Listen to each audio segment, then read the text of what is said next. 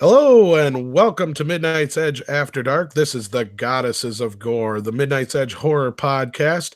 With me, of course, is Susan from 1428 Elm. How are you doing, Susan? Hey, I'm doing great, Tom. Hi, Mecca. Hi, Dee Dee. Let me just introduce, we've got a new person here tonight, one of the writing staff of 1428. Creepy Dee Dee Crowley is with us tonight. She's our resident gaming expert, our cooking expert with the curious, what is it? The Curious of Christine McConnell. That's what you're watching now on Netflix. Yeah, the curious creations of Christine McConnell. It's a mouthful. Yeah. So welcome to the podcast, Dee Dee. Thank you so much. And hello, everybody. Hello, welcome. Thank you. And I am, as always, I'm Mecha Random 42. I'm always here. Show you. I'm always here. I was saying, of course, that other voice you heard was Mecca, of course. And we've got a lot of news today. We don't have anything coming up on our tail to Russia, so we'll have plenty of time to discuss it. I think the best place to start would be, well, let's start with my t-shirt because it's kind of awesome. This is another one of my shirt punch ones I got here. You know, and I was talking to Rand about this ahead of time. I'm like, where the hell is Leatherface on it? But you'll see here as soon as my camera catches up with me. But yeah, there we go. So it's like got all the usual suspects, but it's missing Leatherface. For some reason, they got the ring chick instead of Yeah, Leatherface. why? Nice, though. Very nice. Yeah, I get those from Shirt Punch. They're kind of fun. But anyway, speaking of Michael Myers, as you saw in the center there, that was the big news this weekend. I know you haven't got a chance to see it yet, Susan. Dee Dee, did you get a chance to see Halloween? I know Mecca has. I haven't. I have my horse blinders on because I am so afraid of spoilers. Halloween, the Halloween franchise itself is one of my absolute favorites, and so it's been killing me that I haven't seen it yet, and it's shameful, truly, that I haven't seen it yet. But I haven't. I am ashamed.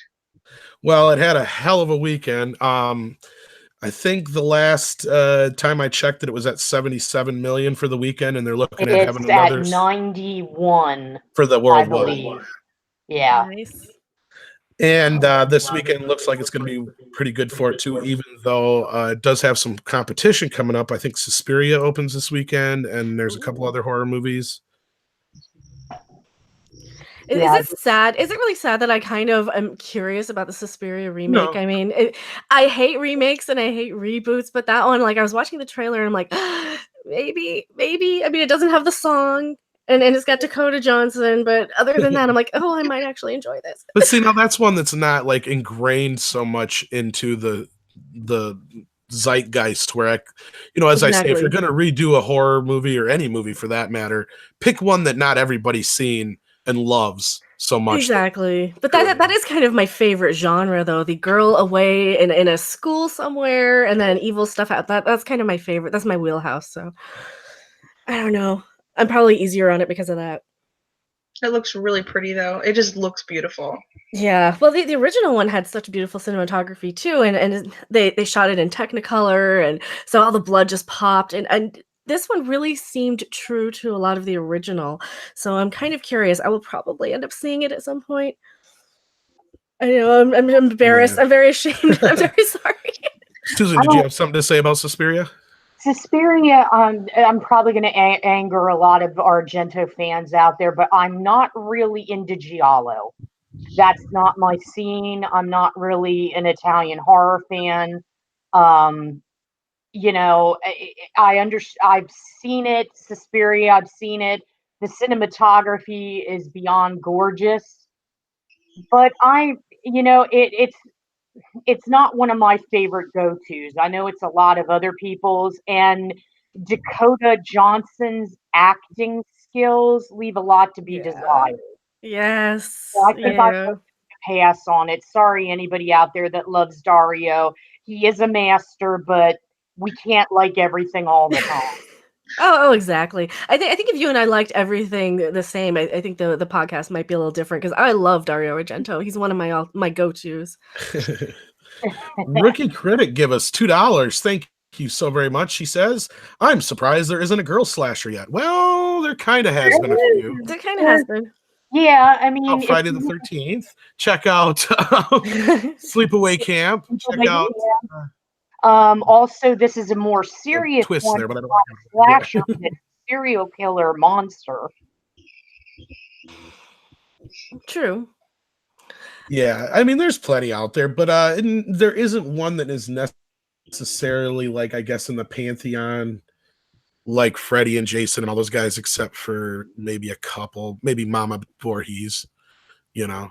She's kind of Uh, like the grandmother. yeah. It's about time. I've said before, if they were gonna, I mean, they're in talks to redo Hellraiser now, and I've said before, if they were to make Pinhead, aka the Hell Priestess or Priest, whatever, closer to the way that it's presented in the books, I wouldn't be adverse to a female Pinhead per se. I mean, you got to put it that way because the Cenobites are supposed to be like asexual in a way, I guess, as they are in the book. There's no real, they're like both genders. I don't know how to put it. I can't remember exactly how they're described, but Pinhead in the book, from what I remember, is more presented as female. Correct me if I'm wrong, ladies. I think so. I think it was originally intended as kind of a woman. I haven't read it in a long time. It is kind of androgynous in the way they describe Pinhead. So, I mean, if Pinhead were to be a woman, that would put a really interesting twist on it. But you know though, if they, I mean, and it happens so many times, if they were to make Pinhead a woman, it would end up getting sexualized to, like, you know what I mean? They would have to make Pinhead sexy. The movie kind of was already. I mean, the guy basically like jerks off and his semen creates the right. God, it's been so long. It does have a ton of sexual undertones, yes. Yeah, but you know what I mean? Like blatant. Yeah. They would have to like make Pinhead probably look sexy, like one of the Halloween costumes, like sexy Pinhead. I wouldn't be adverse to it. If anywhere it kind of needs to be is something like Hellraiser, because the whole idea of Hellraiser was like pushing the body to the pain and pleasure at the same time. Yes. Yeah. It'd be interesting, that's for sure. I'd watch it. I don't think anybody would complain, really. I really don't. And that's one way to kind of move past all these other people trying to take on the mantle of Pinhead. Because I think, Susan, you've talked to Paul Taylor before, I'm sure, and I have too. And he's a great guy. He does a serviceable job as the part. But, of course, everybody loves Doug Bradley as Pinhead, and that's understandable. So if you're going to kind of redo it, you might as well go a completely different direction. I think that would help kind of squash the whole thing, I think. Unlike with something like Robert Englund, which we'll get into here in a little bit. What do you guys think about Susan? First, go ahead. About getting a female for Pinhead. You know, I'm all for it because you know, it's about time. If we're going to do a remake, reboot, reimagining, requel, whatever we're fucking doing now, you know, let's make it a little bit different. Let's turn it upside down. And, you know, since there's a lot of BDSM overtones in the original, if she is sexy, that would explain why pain and pleasure would be enticing. You know, why you'd want a bunch of fish hooks tearing your skin apart. You know, I think it would be right for Clive Barker to step in and, you know, write something up, write a treatment. I'd be all for Hellraiser being revitalized because God knows that's been run into the ground and the sequels haven't been particularly, you know, exciting. Yeah. Of all of them, that's kind of and that's where I said I think you'd get the least pushback. I think you think so too, Mecca. Yeah, I would prefer if they don't use like Pinhead exactly. You know, maybe like update it, maybe make it maybe make her look a little different if they do make a female. But you know, yeah, absolutely, Dee Dee? I'd be okay with it. I think you already kind of answered this, but yeah, go ahead. Oh, okay, so despite how it sounded, I have no problem with changing up like a franchise like that, having a female Pinhead. I think when it comes to reboots, remakes, and things, for long running franchises that I have the hardest time with is when they change the lore so much that it's just like a 180 from what it was before. The biggest thing I ever saw was when they, gave a backstory to Michael on Halloween. It's just like you change the entire reason. You know what I mean? So female Pinhead, right. I'm for it. Just maybe like keeping the lore as much as possible. Does it make sense? Oh yeah, definitely. And that kind of is a good segue back in where we started here. And Rookie Critic gave us another $2 super chat. Thank you so much. Slasher film with a girl as a killer seems easy. Yeah, and as we said, it's been done a couple times, and you could probably definitely come up with a million ways to do it, and it's something that really hasn't been tapped. So there you go. If you're a aspiring slasher film horror director, there's your idea for a story. So let's get back to Halloween though, because it seems like we're all pretty big fans here. I had mixed feelings about the film. You two ladies, Susan and Dee Dee, have not seen it yet, as you just said. But it did buco bucks. It's going to do even more money this weekend, even though we brought up some of the competition, and that's what kind of got us off on this tangent. This means a lot for horror in general. And we kind of talked about this last week. It didn't hit the 100 million that we had been hearing it was talking, or at least the trades were talking about. That was the estimated update last week, and it went more with the one they had before that, where it hit closer to 80.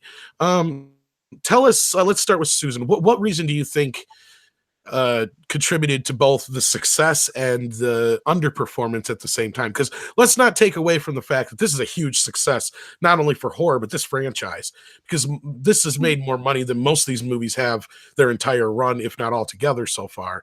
And this is a big deal, but it didn't hit that 100 million we kept talking about last week. So give us kind of your feeling on why it did and didn't do what we were expecting. Start with you, Susan. Well, let's talk about what it did, and I'm going to go off Jamie Lee Curtis's tweet. Jamie Lee put out a tweet a couple days ago, and she called it her boast post, and rightfully so. Biggest horror movie opening with a female lead, true.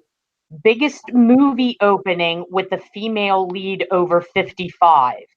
This one I really love because Hollywood has a penchant, and they've always had it, for once you turn 35, it's all downhill for actresses. It's aging. We don't want anybody that's not nubile and a teenager.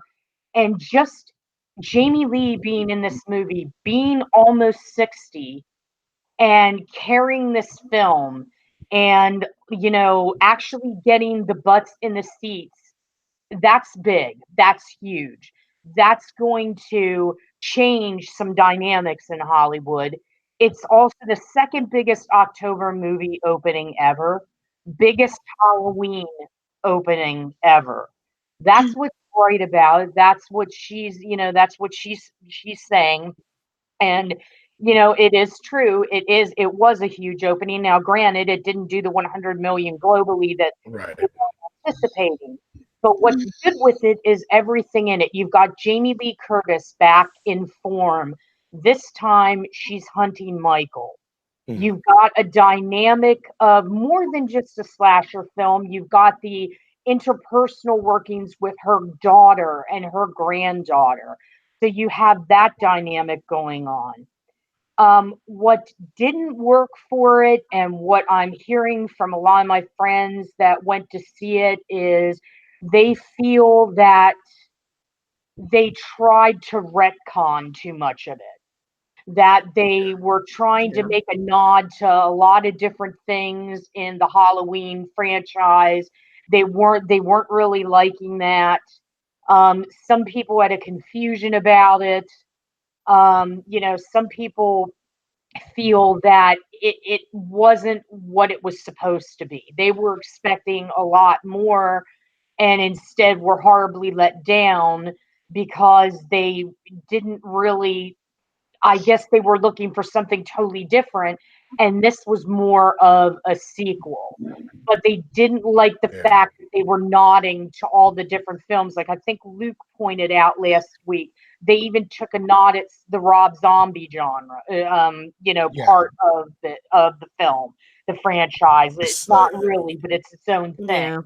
Yeah. yeah, like I And said, the quick version of it is it's basically like a greatest hits album by yeah, another band. Yeah. and a lot of it takes it from the second film. So it's a lot of it's kind of a lot of the visuals and the retreads are from there, and then there's some twists and turns that are kind of like, eh.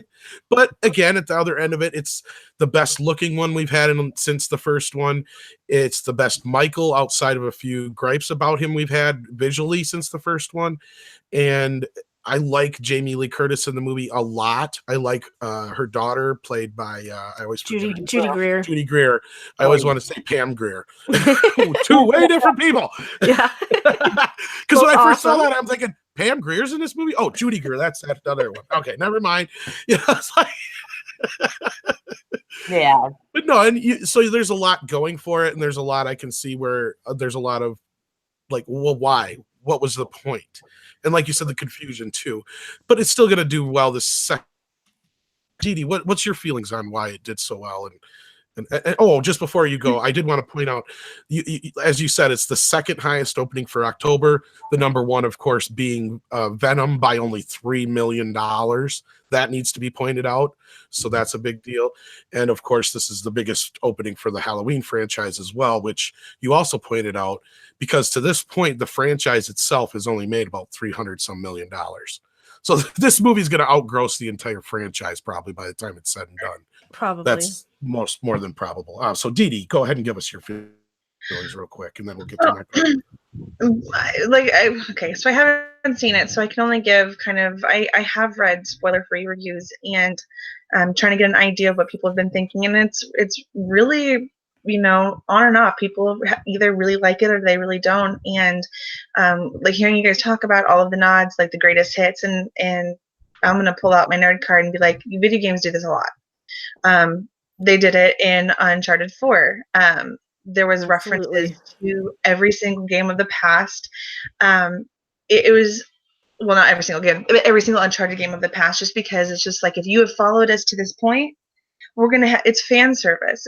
They do it all the time. And so people either will think, well, why include that if we're disregarding everything from one after.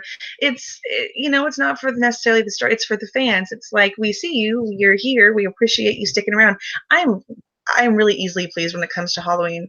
I'm usually pretty critical with my horror movies, but with Halloween, I'm like, Halloween H2O, yeah, bring it on. Resurrection, yeah, like I've never hated really any Halloween except for a couple in there that I've really not liked, but people go into it with such high expectations, and I think part of it was my brain just shut off for a second. The hype building up to it, and part of it was probably people build it up a little too much, and so we have put it on such a high pedestal. But if you go into it, like, retro is in right now. People love things that are nostalgic, and this is such a nostalgic thing for a lot of horror fans. So I'm totally supportive of all of the nods to all of the movies, because I would rather watch a movie that was made by a fan than have something that was made by somebody who's never seen a single Halloween movie in their life. Oh yeah, and that's understandable. My gripe with it was, though, is they didn't really need to retcon the second film. You could have almost kept H2O for that matter. And by the end of the movie, you're like, the one sin it could have made, I said beforehand, and it did, and that was, it did not give me a clear enough reason why you had to retcon the familial connection. It didn't really give you a reason, because you get to a point where, not to spoil anything for anybody, but characters aren't doing things for the reason you think they're doing, and then stupid plot points have to happen so that they do the things that they should have done in the first place anyway, if that makes sense without giving stuff away. So in the third act, the second act, it kind of goes off the rails. The third act brings it back around. But altogether, I'm just happy that the result will be what we hopefully get out of this. And Random, you actually got to see it. So that's why I wanted to wait for you last, because like me, you did get to see it. Yeah. What is your take on the success of it all? A little bit of how you felt about the movie, of course, and how you think this all kind of happened too. Well, like I said, I think a lot of the fan base are kind of the Dead by Daylight crowd of maybe like 15 to 25-year-olds, maybe up to 30-year-olds. And a lot of them don't really have that much of an attachment to Jamie Lee Curtis. So I'm kind of wondering how many butts did she actually put in the seat, and how many people were just there because they wanted the modern horror movie. They wanted something that they've been playing on online. They want something to kind of go in with the video game experience that they go with, because most of the people that were there the first time I went to see it were very, very young, and I had a nice empty experience the second time, because my first time I didn't actually get to see it, and that's a whole story on its own. But yeah, so super disruptive crowd the first time I tried to see it. And yeah, so I think that might be part of why it did well, because you have this sort of age group that goes in and they just want the latest jump scare scary movie of the season to kind of go on a date with, and that sort of thing. My issues with the movie were a lot of the retconning. Absolutely, it felt like two different movies and then like a side movie that I didn't think needed to quite be there, with sort of the babysitter stuff, which was kind of the best part of the movie, in my opinion. Um, yeah, it's the granddaughter was very. I did not like the granddaughter at all. She was very. I don't know. Like the whole time I'm watching it, I'm like, okay, why does the granddaughter look 5 years younger than Judy Greer? I think you and I talked about this a couple times, even a little bit. I think we even brought it up on the discussion. They could have cut out the granddaughter character altogether. Yeah. The teenagers altogether. You Yeah. could have had just the babysitter as its own thing on the side that just happens to be somebody that Michael attaches himself to or something. Yeah. You know, and that was kind of the thing, is that was the only reason I could see him wanting to retcon anything, was like, okay, you just want to make him the babysitter stalker. That's it. See, what would have And they really didn't go worked with that. Yeah, sorry. Oh, no, it's okay. I just thought of this. What would have really worked for me is if they had that babysitter scene as the opening scene, right before the credits, and then you see a, 8 hours earlier or whatever, and then you have the rest of the movie play out up to the point where he gets out. And yeah, it's yeah, I'm really mixed on this. Yeah, the teenage stuff really drug everything else down, I think, is what you and I really kind of came to the conclusion of. There was a lot of it was unnecessary, and it's there for filler, it feels like. Yeah. So you get a couple extra kills, which, let's face it, they make this big deal about him killing 5 people 40 years ago. They even crack a joke about how that's not such a big deal, and we're supposed to still think it's a big deal in this movie, mind you. And he kills that many people within the first 15 minutes of the movie. Yeah. So he goes on this Uber style like Jason rampage, but we're supposed to still connect him to the 78 version of Michael Myers. So that's where I said keeping at least the second film would have at least helped that a little bit, because the second film is when he started getting to the more gorier, over the top kills. And they pay so much homage to the second film that you almost feel like it is a remake in a lot of ways of the second film. But anyway, to move on though from it and continue your thoughts and finish them up there, Random. Sorry. Well, so much of it to me, so much of it really felt like half of the time they're playing to like the Rob Zombie Halloween sort of fan base, which is fine. Those movies were fine for what they were. And then you're kind of, the other half was like really trying to get the old crowd in, like, oh, we got Jamie Lee Curtis back, and it really felt like two different movies. Yeah, and that's to answer your question from earlier as to how I think this did so well, is because you had the two different crowds, which you brought up, the young Dead by Daylight crowd and the other crowd that was us and stuff that wanted to see Jamie Lee Curtis kick some ass. Yeah, Linda Hamilton style. I was gonna say Linda Connor style. Sarah Connor style. Anyway, so it's pretty easy to see how this movie did as big as it did. But like I said last week, I just didn't see Halloween having this fan base. Because this actually managed to do what we talk about so much on the After Dark podcast, and that is what these companies are always trying to do is, basically clear out their old fan base and expect some new fan base just to come in and fill up the empty spaces, which aren't there. This actually happened this time. And I think a lot of it is, like you said, and I think what I think we're all kind of getting to here, and the big answer is that horror is such an easy genre for young people to get into. And I think that we kind of answered our question as to why they retconned all the other films and only kept the first film and tried to do this the way it was. And most of that had more to do, I think, with getting the younger crowd in. And people keep bringing up The Force Awakens, and that came up a lot in our discussion of the film itself, with the nostalgia factor and passing on the torch kind of thing to a younger generation. Let's talk about the obvious, though, with why this movie did it. For all of the above stated reasons that you said, Tom, but the marketing machine behind it. Yes, it was very heard about this, and Jamie Lee Curtis was very, very instrumental in the marketing aspect of it. She was very hands-on. And John Carpenter. Yeah, and John, they that was, I think, a big deal too. Yeah, they both tweeted. Jamie Lee tweeted out that photo of her on the front porch. That started a flurry. We'd been hearing about it since last year. Carpenter was behind it. He was very vocal about being behind it, liking what David Gordon Green did and Danny McBride. And all the parties concerned were very much a part of this huge PR machine that was rolling since October of last year. So for Blumhouse, and I believe it's Miramax and Universal, because everything's a conglomerate now, a collaboration. All of those marketing arms were what helped to make this a huge success. Because and they kept the budget down too. They kept the budget down. They could devote more to the marketing. And like you said, it has something for everyone. You have people that know Judy Greer from her quirky comedies, her indie stuff. People she's great in this. Oh, she is. She is great in this. Yeah. It's like, Jamie Lee from God knows Trading Places, the vast career that she's had. So you've got the older people coming in, and Andy Matchik. I wish I could remember what she was in, but I know she was in something that appealed to like that younger demographic. But I think it's just like one of those perfect storms.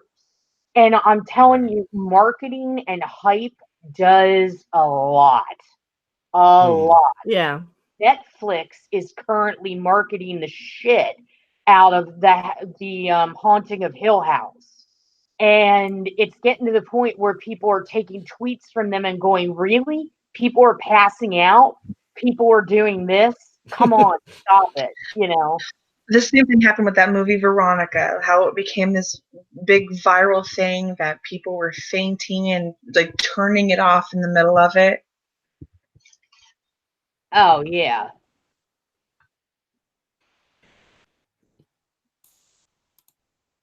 Hello?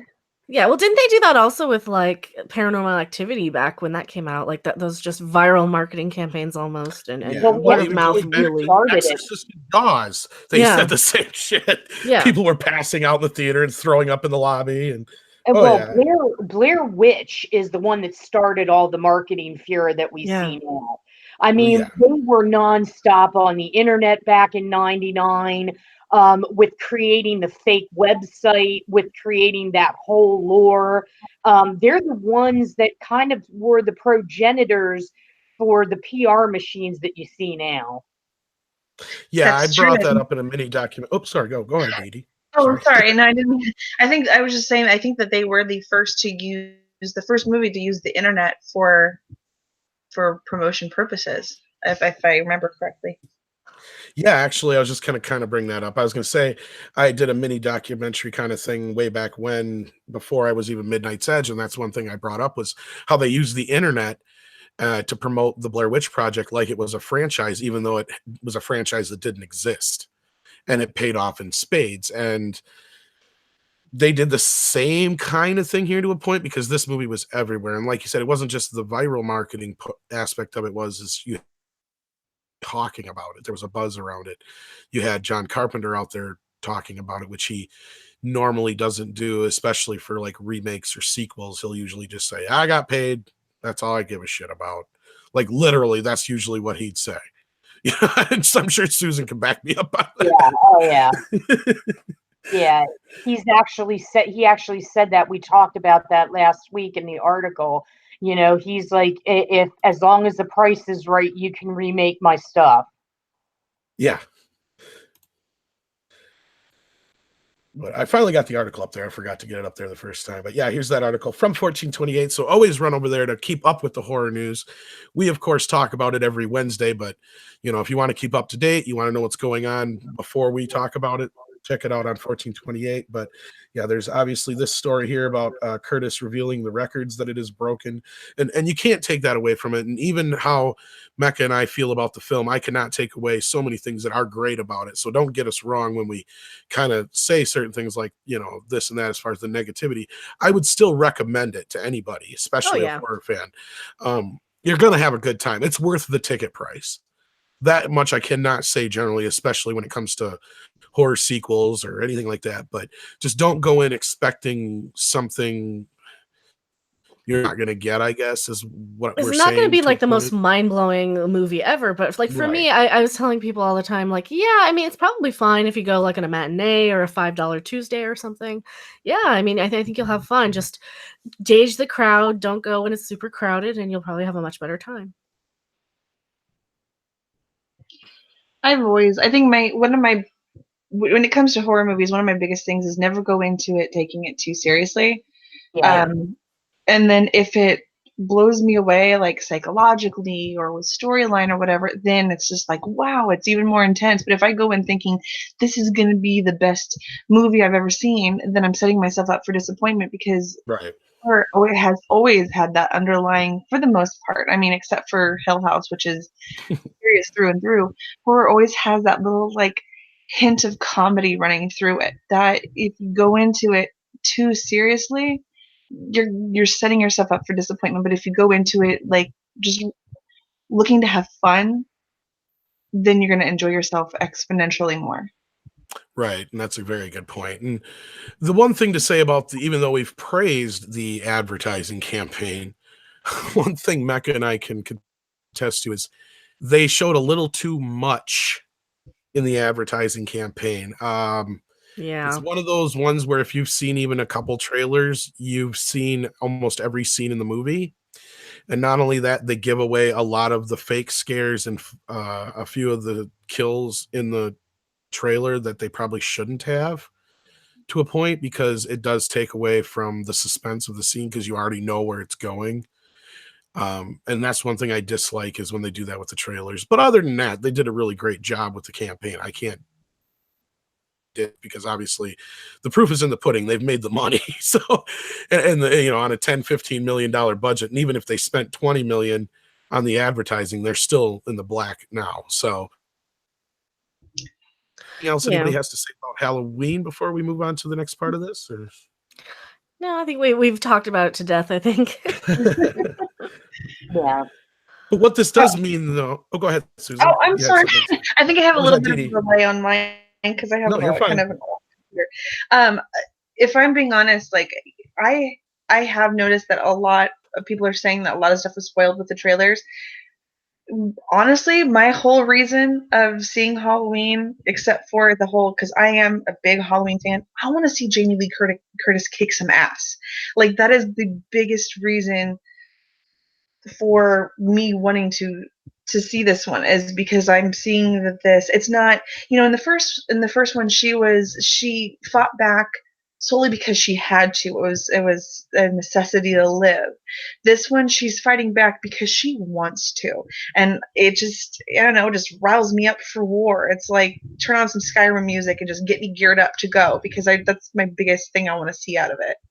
Yeah, I mean, for me, she's a huge selling point. And because I remember seeing the original Halloween and I followed her career for such a long time. Another huge selling point is, like I said, the fact that she's almost 60, she's opened a movie. and she's not, Jennifer Lawrence or anybody like that. She's an honest to God woman of a certain age. And for those of us that are women of a certain age, that's like a big hell yes. Because we all don't roll over and die after 50. I hate to tell you that, but it's true. Well, yeah, and I think so many of the movies nowadays tend to be marketed towards this very, very young demographic, and they kind of forget that just make a good movie. It doesn't matter what the age of the people are, as long as they're believable in the story. You can make these stories, and people will watch them. You'll like the third act, and Oh in yeah, the rest of it, you'll be like, you'll when they wrote themselves into too many corners, and they could have done something much better with this. Um, I give too much away for anybody out there, but it's like they try to subvert some expectations a little too much, like another certain space movie that just come out here a little bit ago, and in the process, we have some very like really kind of moments like they went there kind of thing, and that takes away a little bit. But the third act does generally make up for a lot of it. But hopefully, yeah. after you guys see it, I can tell you what I mean by that. Oh, maybe next week we'll get into some spoilers after, but it's we do have a spoiler discussion on the film if you want to check it out too. So, but what this means though is, as I was saying before, to kind of segue, is we brought this up last week, and it's obvious. It's a no brainer. It's not like we're breaking new ground or anything like that. But it was more than obvious if this movie was a hit, we were going to definitely get some more revivals and other famous horror icons coming back. We saw Leatherface. We talked a little bit earlier about Hellraiser coming back. Now return might be on board to be Freddy at least one more time. And this is something we've talked a lot about since we've started the show. So I don't think it really needs too much of an introduction. Susan, why don't you give us the quick lowdown, though, on that? Well, apparently, Robert Englund, he's having this big resurgence again because of appearing on the Goldbergs tonight. And when he was talking to an interviewer, he said that, they're going to have to get somebody younger to play it because in the past he said, I'm too old. I don't want to do this anymore. But he's like, they're going to have to look at somebody younger and I might have one more in me. Well, here comes the media jumping all over it with both feet, going, "Oh my God, Robert Englund says he's coming back. Flurry, flurry, flurry. Yeah, yeah, yeah. Okay, we have to report on it too at 1428. But here's the thing: let's all take this with a grain of salt.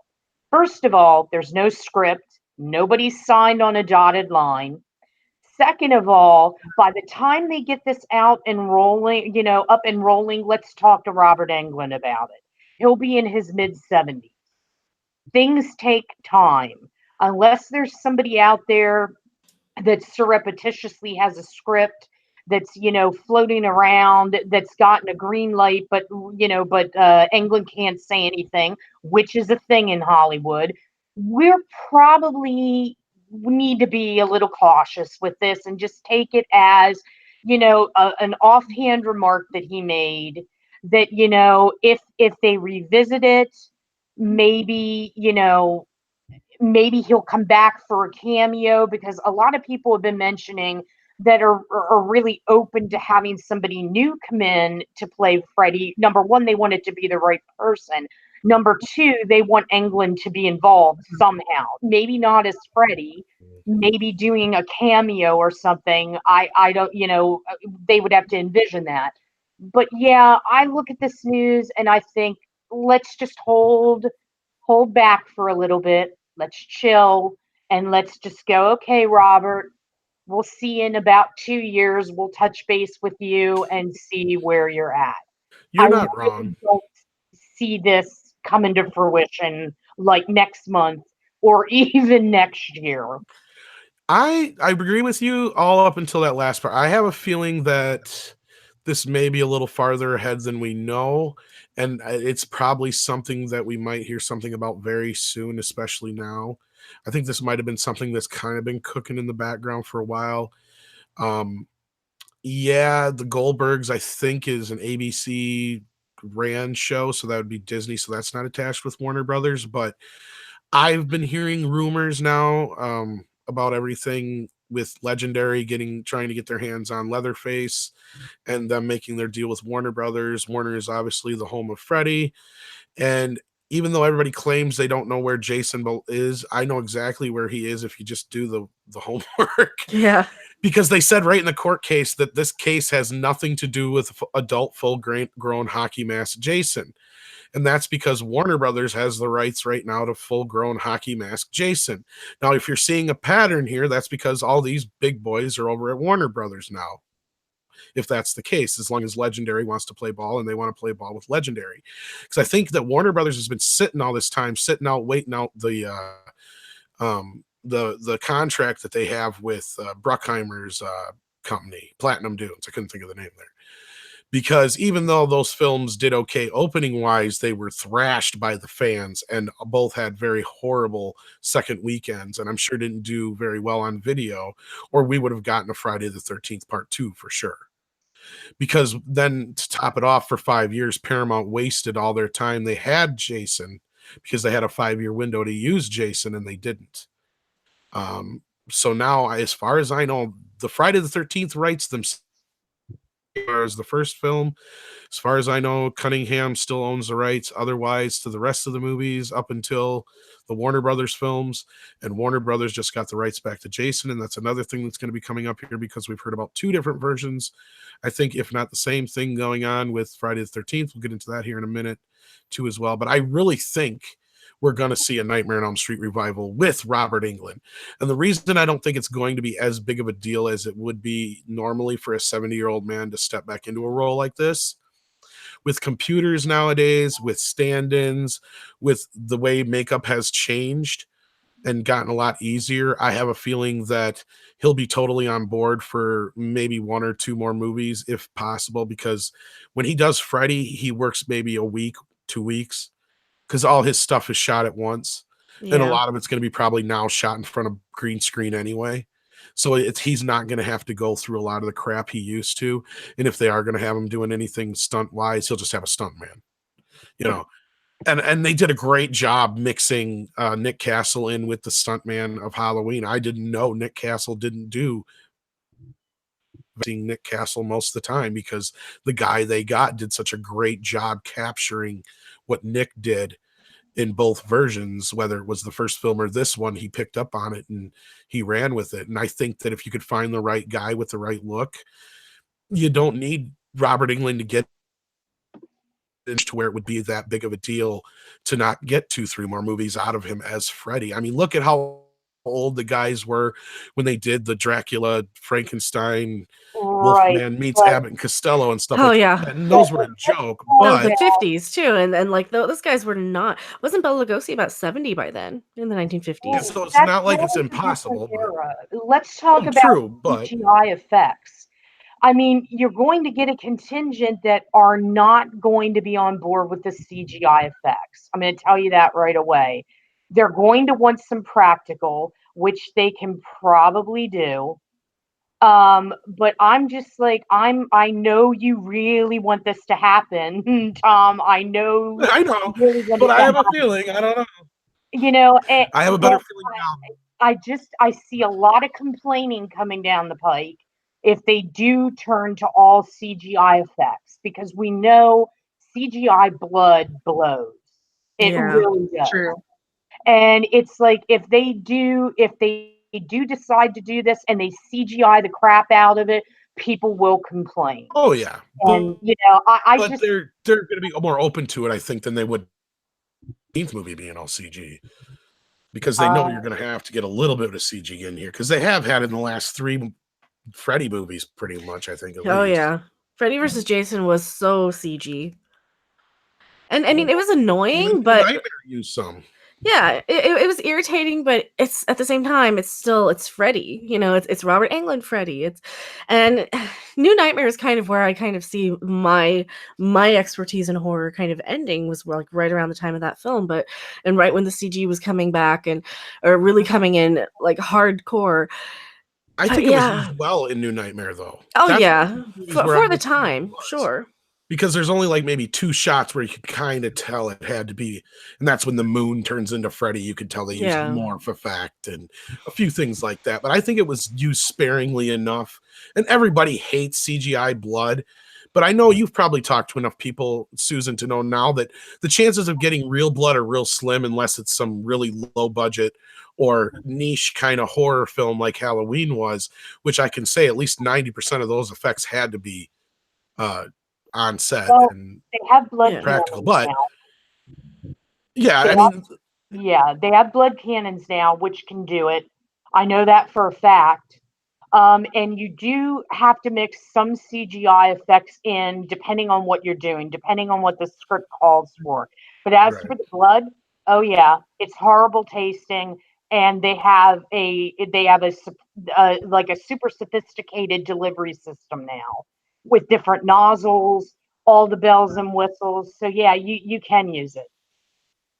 I've also heard a lot of them say that they will generally go for the CGI because it's cheaper to them in a sense that they don't have to clean it up. Mhm. It goes and does exactly what they want. Even some people brought up, and it's true. I had to go back and double check, but I thought I remembered it too after they brought it up, was because random complained about the CGI blood in Freddy versus Jason. Well, I guess they tried real blood for hours and it didn't work, so they just did it in post in digital. So you're gonna run into that shit too, where the girl was walking and dripping the blood or whatever. They couldn't get the effect right. Yeah. So they had to do it with CGI. And I'm okay with it to a point. It's when it's unnecessary that it really bothers me. But yeah. It's not the CGI blood that I would be concerned about. Okay, so have you ever seen those movies where they have a stunt person, but then they have like the real person's head CGI'd on the body? Yes. In my in my head, this would be okay. Robert Englund has a stunt double who's got the right shape, and they just plopped his head on it, and it would just drive me bananas. Like CGI blood, Yes, fine. that You know would what? bother I me. can deal with that. But That yeah, would bother me, but I don't see him doing that. I really don't, there's so Dee. many good practical effects. Oh. There's so many. I mean, with makeup nowadays, there's no way that they would My need to do point is that. But in my head, that was the first worry. you just need Mhm. somebody like to do the tumbling and the jumping around, and all the physical stuff. And a lot of that you can handle from behind or whatever, and in a respect that you don't have to use his face. But Right. like when he's actually acting, that's when you use Robert Englund. And if you just use him for those parts, he's literally going to be there for about a week. No matter what movie you do, even if it's pretty Freddy heavy, I don't think he's been on set for more than 2 weeks on any of the films. Why am From I my like the only impression. one out there that doesn't want to see these guys come back and want I them to think move so. on? I think so, Susan. I really do, because everybody I've talked to has said the same thing. Like they're more than open. They know people want Freddy back, and he's the only one that really matters. I don't think people's feelings are going to be hurt if they bring back Jason and he's not Kane Hodder, Yeah. or he's not even the guy who played him last, because Oh, I Jason has been would. played by so many people. Well, of course, some people would, and I personally would. I was pissed. I was pissed when they replaced him in Freddy versus Jason. It was like they gave me no reason why they should have replaced him at all. But anyway, we're not even going to get into all that. But it's like Freddy And is one I'll of those tell you few too, that like I'll Chucky. happily be that person that's like, we don't need him to come back. And I don't care what people think about it. If they want him to come back, fine. Frankly, I'm tired of talking about it. It's like, And that's cool. And that's cool. But I get that. yeah, But we have one example to prove why that's a bad idea. And that's the Nightmare on Elm Street remake from 2010. yeah. And if you've Yeah. seen it, that's why Earl Haley had nothing to work with, but still didn't pull it off. No, yeah. I was a fan. I liked that movie. Get off my show. No, I'm just kidding. To be okay, Yeah. I'm a kidding, fan I'm of Jackie kidding. Earl Haley. Like I love Jackie Earl I do Haley, a lot of too. things that he does, and I liked that. It was darker. But I apologize. No, I don't. I'm sorry, not sorry. I really liked it. I enjoyed it, and I stand by it. I just grew up with Robert Englund as Freddy. That was my favorite. I can talk about Halloween, I can talk about Jason, I can talk about Leatherface, but Freddy Right. is where my heart is. That is my favorite of the slashers of the 80s. And yeah, like I just can't see anybody other than Robert Englund. And I would rather not have a Freddy movie if they're going to not have Robert Englund back. And I haven't Well, I'll put seen the remake, and I don't want to. I'll put a cap on this for Susan so we can quit talking about it. Eh, My point is this: unless somebody's dead or they literally say, "I don't want to do it anymore," then they should be allowed to. Yeah, but see, here's the Yeah, that's where thing. how's that sound? We've got people out there saying they don't want to do things, but yet people are like, no, no, no, back the truck up, you'll do it, you'll do it. And they keep saying they don't want to do it. And I'm not, I and know who it you're talking about, and that's a little different situation, but yeah, yeah, I it totally will get that. never And end. that's what you're worried about too. I know in personal wise, you're worried about other people getting pressured, and you're going to get that. There's nothing you can do about that. And we're going to reach this point where this is just going to be old hat. So it's all that's going to matter now is between now and the next year or two, whatever gets produced between now and then, and we'll see how it goes, I guess. Because I have a feeling the shit like the MGM Child's Play remake is going to bomb. It is. It is. Um, It's crazy. I don't know why they keep on insisting. You have a viable franchise, like with Don Mancini's Child's Play, and we've talked a little bit about this. You have that viable franchise. We just had a movie last year that did fairly well. And then we're Sony, oh no, full steam ahead with this remake. And, it's like nobody wants it. John Mancini's over in the corner saying, hey, at least let me, take me out to dinner before I have to grab my ankles. Um, I just, yeah, take me out to dinner first, yeah, exactly. I mean, why we keep on doing this when something is already good? If it's not broken, don't fix it. And you're right, it will bomb because it's already people are angry about it. Well, and not to add that to the last argument, but that's where I keep going with we got to take Nightmare back to where it was. And if you can take these franchises back to where they were, that's the best part is these horror films are almost like 007. Yes, you can recast them eventually. Am I against somebody else taking on Freddy eventually? No. But what I would like them to do is get shit back on track. As much as Dee Dee loves that remake, most people don't. I realize it, but it's there was something I don't know. I saw it when it came out, and it was dark, and I don't have that connection to Freddy. Like Let's I say full have that disclosure, you're probably quite a bit younger than some of us on the panel as well. I'm not guessing. necessarily. not, not necessarily. I have the connection to Michael. Like that was the one that really kind of started it off for me. So I don't have that like hard connection to Freddy. So I'm more open to different takes. Michael, though, I'm like hard set. Like I have opinions, but Freddy, I'm a little bit more malleable when it comes to different, Right. facets of what he could be. That's fair enough. Well, let's talk about one that's a complete and utter mess. We brought up Jason a little bit. But we've talked about the lawsuit that happened that Frank, or I was going to say Frank Miller, Victor Miller had won over the Friday the 13th franchise. And we've also talked about the possibility of one, if not maybe two different reboots revolving around the franchise. Susan, I don't know if you've been able to sort any of this out since we've talked about it last, but what's going on with this reboot with LeBron James? And we also had talked about the movie that was looking like it was going forward over at Warner Brothers as well. That's listed on IMDb, I believe. And if not, are these one and the same? Because I'm thinking that LeBron's production deal is over at Warner Brothers anyway, because of that whole Space Jam mess. Oh yeah, the LeBron thing once again, we need to take with a grain of salt because when this article came out about him saying, about them saying that he's inquired about it, he's interested, he wants to reboot. Larry Zerner, whom anybody that's a fan of Friday the 13th knows the name, he's now an entertainment lawyer. Larry took to Twitter and he's like, not going to happen. There's too much going on with the lawsuit. So everybody just cool their jets.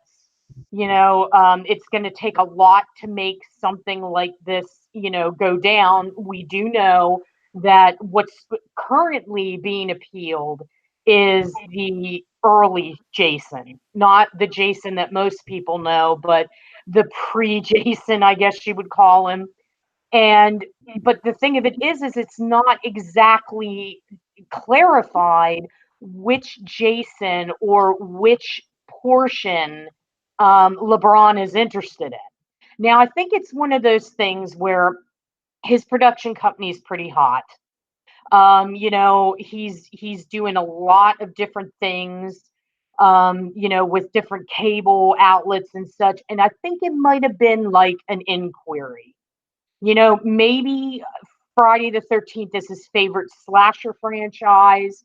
So Right. he inquired, hey, I want to know what's it going to take for me to remake Friday the 13th, much the way that, Green and McBride did for Halloween.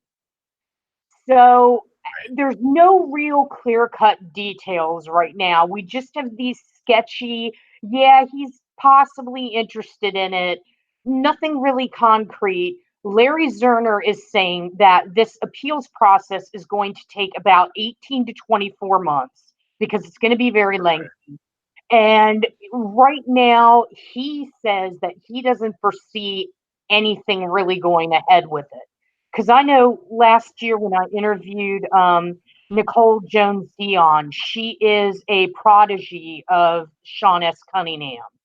She told me a little bit at that time he was looking to do Friday the 13th. And then we all know that crazy story came out about The Ring 2 didn't do box office, which has nothing to do with the type of movie that Friday the No. 13th is. They just pulled the plug on everything and they're like, nope, we're not going to do it. So she said, I Sean wonder if you heard. Oop, pointed with that I was gonna say, I wonder if you heard the same story I did. about which one did you hear? Okay, let's get to the rookie critic real quick, and then we'll get back to it. Sure. $2 again from the rookie critic. I think he's our sponsor. So we'll just Yeah. call it the Goddesses of Gore, sponsored by the rookie critic. They should make slasher with just p-ball players. Well, we joked about that. About what's he gonna do? Have Jason in the Space Jam movie and squish them together and be like, "Hey, Doc, that's a funny hockey mask. Yeah, that's a real pointy object you have there on the basketball court." Like that. But to get back to what you were just saying there, the story I heard was that they knew that this deadline was looming for the 5-year deal, and they couldn't make a sequel, so they said, "Fuck it." That's what I heard. And that would make perfect sense. And I heard that as well. Yeah, I heard that as well because let's face it, that was such a lame excuse. The Ring 2 bombing. Yeah, it is horror, but the two are like apples and oranges, and it just reminded me of this old chestnut. Well, they let the show due to creative differences. It's like, really? No, Yeah, it's called "We Only Have Time to Make One Movie Now" because we fucked around for 4 years. So right, right. we don't want to set something up we can't have a sequel to, or have to Yeah. share the money with Warner Brothers, basically. I Because then at just that point, then the rights to Jason revert back to Warner Brothers is the point. Well, yeah, and I just don't know. I think this was an inquiry, and once again, my colleagues are like, and yeah, we did an article too, because we have to, are all jumping all over it, going, oh, this is going to happen, must happen. Yep, it's happening. We don't know if it's going to Right. happen. We weren't in on those talks. We have no idea. Right. And I'll just say this, and then we can get Dee Dee and Mecca's thoughts on this too. We Yeah. said this the other day when this first broke. This doesn't mean LeBron's going to be in the movie. It doesn't even mean he'll necessarily be named as anything more than an executive producer, because these guys, just like actors, get their production companies together. They usually set up shop at some studio for a couple years and get like a 3, 4, 5 picture deal. And then it's whatever they produce is what's released. Like I've brought up, Jersey Films was Danny DeVito's company. Overbrook, I think, is Will Smith's company. Yep. And stuff like that. So, I mean, if you see those in the beginning, that's all it means. And if you see him as an executive producer, that's usually all it means. And that can mean they just facilitated they put their name on it, write some checks, and cash some checks. It could mean anything. It doesn't mean LeBron's going to write Friday the 13th, the remake. I could see that not happening. Now, my big question, though, before we get into everything else, was you didn't hear anything else about the 2-year deal, whether or not there was an injunction on making a movie that had nothing to do with the first film at all. Did you hear anything about that? Or No, I haven't heard anything. Curious about We look at a lot of different sources. Haven't heard anything from any of the trades. Haven't really heard anything from Larry Zerner's corner. Because I mean, there So could just be a goodwill thing where Warner's is like, we won't make a Jason movie in the meantime as long as we can work this out. Because it sounded like anything from Victor Miller's party is they're willing to work out a deal. It's just going to take time, but now there's this appeal, and that's a process. So I just wonder if in the meantime, because Warner Brothers could turn around theoretically and make a Jason movie that has nothing to do with the first movie and be okay. You just kick it off like a reboot sequel, like they did with Halloween, to where, yeah, you can refer to the first movie maybe, or even hint to it, but you don't necessarily have to just start off another one of these movies. You know what I mean? It's just, as long as Jason's there and it's in the woods, that's all that really matters in the end. So it's like, you don't need the whole backstory every time either, because that's I know they wanted to do a backstory on Jason. That was the big thing when they put the kibosh on it last year. The whole thing was because some of the script leaked out. They were actually doing the backstory on Jason Voorhees. And everybody was like, why is this happening? Why is Agreed. this happen? We've seen it a million times. We know the backstories. Backstories never work out. I mean, it didn't work out for Leatherface. It didn't work out for Michael. It's not going to work out for Jason. Yeah. No. Well, what are they really going to show? If you can't use anything from the first movie. They were getting into his dad. Oh, for fuck's sake. Yeah, I know. I was going to say, we already know, if you want to logically think this through, Jason didn't really drown. He washed up on somewhere down the river and couldn't find his way back for 20 years and found his mom dead. And that made him turn on everybody else. That's the only thing I can see, is that he foraged in the woods for 10, 15 years or whatever, or 10 years, until he finally decided, I'm going to start killing people. Yeah. Or you can go with the whole Deadite thing that he's, it depends. You can pretty much go with any version you want, really. Exactly. By the time you get to 6, he's a zombie anyway. So let's start with Dee. What's your thoughts on all this Jason mess? Well, to be honest, I'm less concerned with movies and whether or not a new movie is coming. I've been more concerned on finding out what's going to happen with the video game. Because in June, when all of this happened, we had a DLC and new content that was coming out, and it was days before release, and then that had to be benched indefinitely. And because of that, Friday the 13th is really kind of dead in the water, and it's loved. People love it. I hear people talk more about Friday the 13th, the game, versus Dead by Daylight, which is asymmetrical. They're both essentially the same type of gameplay, and so it was really relying on the new content that was coming. And so with that at a standstill, people were just like, well, what's going to happen? And I've been looking into it, and there's still back in June, Elphonic was just even if the rights become available, there may not be still any content. So that's mostly what I'm taking away from this. Like, yeah, we may get another movie, but what about what's going to happen to the video game? Because it has a lot of potential. It had a lot of, like, a big fan base, but now it's just kind of stagnant. And I'd like to see that be able to progress and have more content and add more to it. And that's kind of where my focus tends to be. Right. And Mecca can help me with this one here. The game is dead. Oh, yeah. Well, for out of the game now. And yeah, they knew about this looming deadline. They just didn't tell us. Yeah. And they had the time to do the things they were supposed to do, and they didn't. And unfortunately, those who invested money in the game ahead of time and those who bought the game after are the ones who are going to suffer in the end. But go ahead and fill it in a little more if you want to, Mecca, and give us your thoughts on the whole thing. Well, for me, the game was kind of dead pretty quickly after it released because, well, I noticed a lot of the player base really started dropping off a couple months after the game was released. Like any of these sort of games, you have, especially people like me, I cannot play the same game for the rest of my life indefinitely for all eternity. And it was almost too little too late once they started releasing content. And by the time they released content, I would come back in for, maybe like 3 hours, play the new content, play the new map, the new characters, whatever.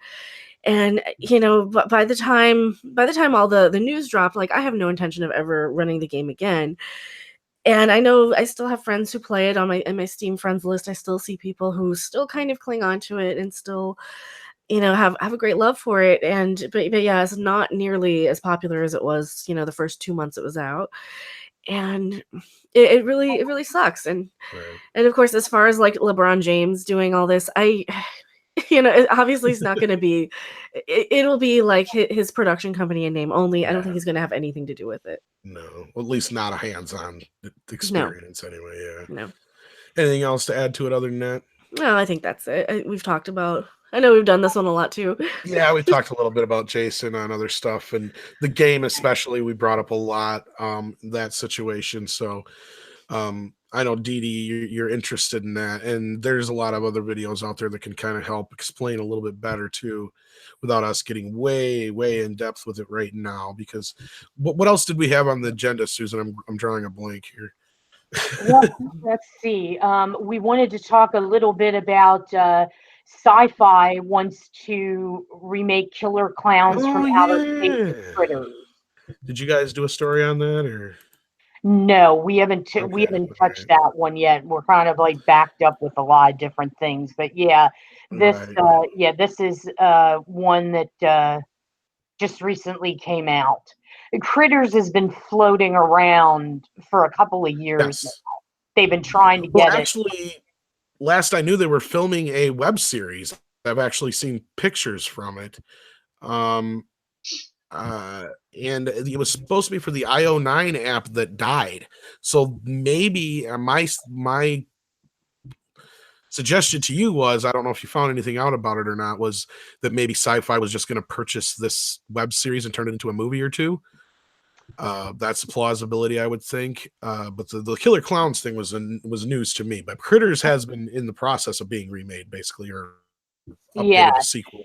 In this particular article, they don't give any intimation of that because they're probably going off a press release or something like that. That they get that everybody gets. So with the Critters, that would be interesting to see if that's what they're going to do. Because it says that Sci-Fi wants to do franchise reboots because it's part of their business model. And Killer Clowns, I've heard more about people wanting to reboot Killer Tomatoes than the Killer Clowns, in all honesty. Attack the Killer Tomatoes. How about Yeah. no to both? Sorry, I did have to turn on the camera for a second here about Killer Tomatoes versus Killer Clown. I'd watch that. I'd watch a sequel. No more reboots, especially something Okay, I like got Killer you on. Clown. Show your shirt off now. All right, yeah, I'm you got me on jealous of this camera. shirt. They sell these still. I found this at FYE Yeah. like a month ago. Yeah. No more reboots, no more sequels. We already got one. Yeah, but they don't make stuff for fat people there, probably. Oh, yeah, this is a bigger size than you would think. We've talked about that. Most of us, like Mecca and I, we're pretty adamant about the reboots and all the re's, and let's get over it. But the real problem is no matter how vocal a contingent is, we're still in the minority because the average Joe is going to go and see every remake down the pike. Well, not only that, we've said this before too. They know that horror fans are loyal. Yeah. And they will watch just about anything. And a lot of these companies know that.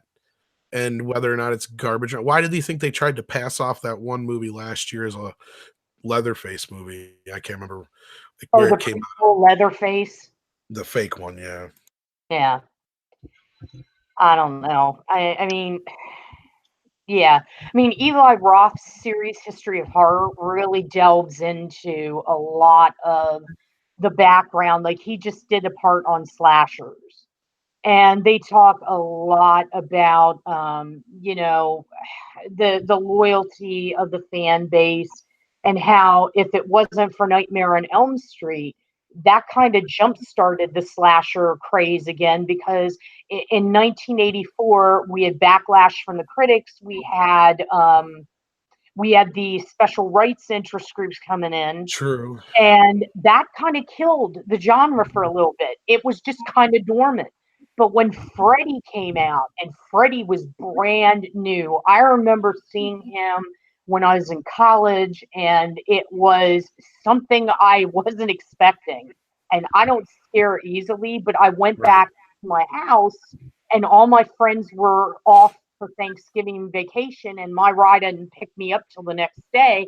I was alone in my loft listening to every particular noise, because I was still thinking about that movie.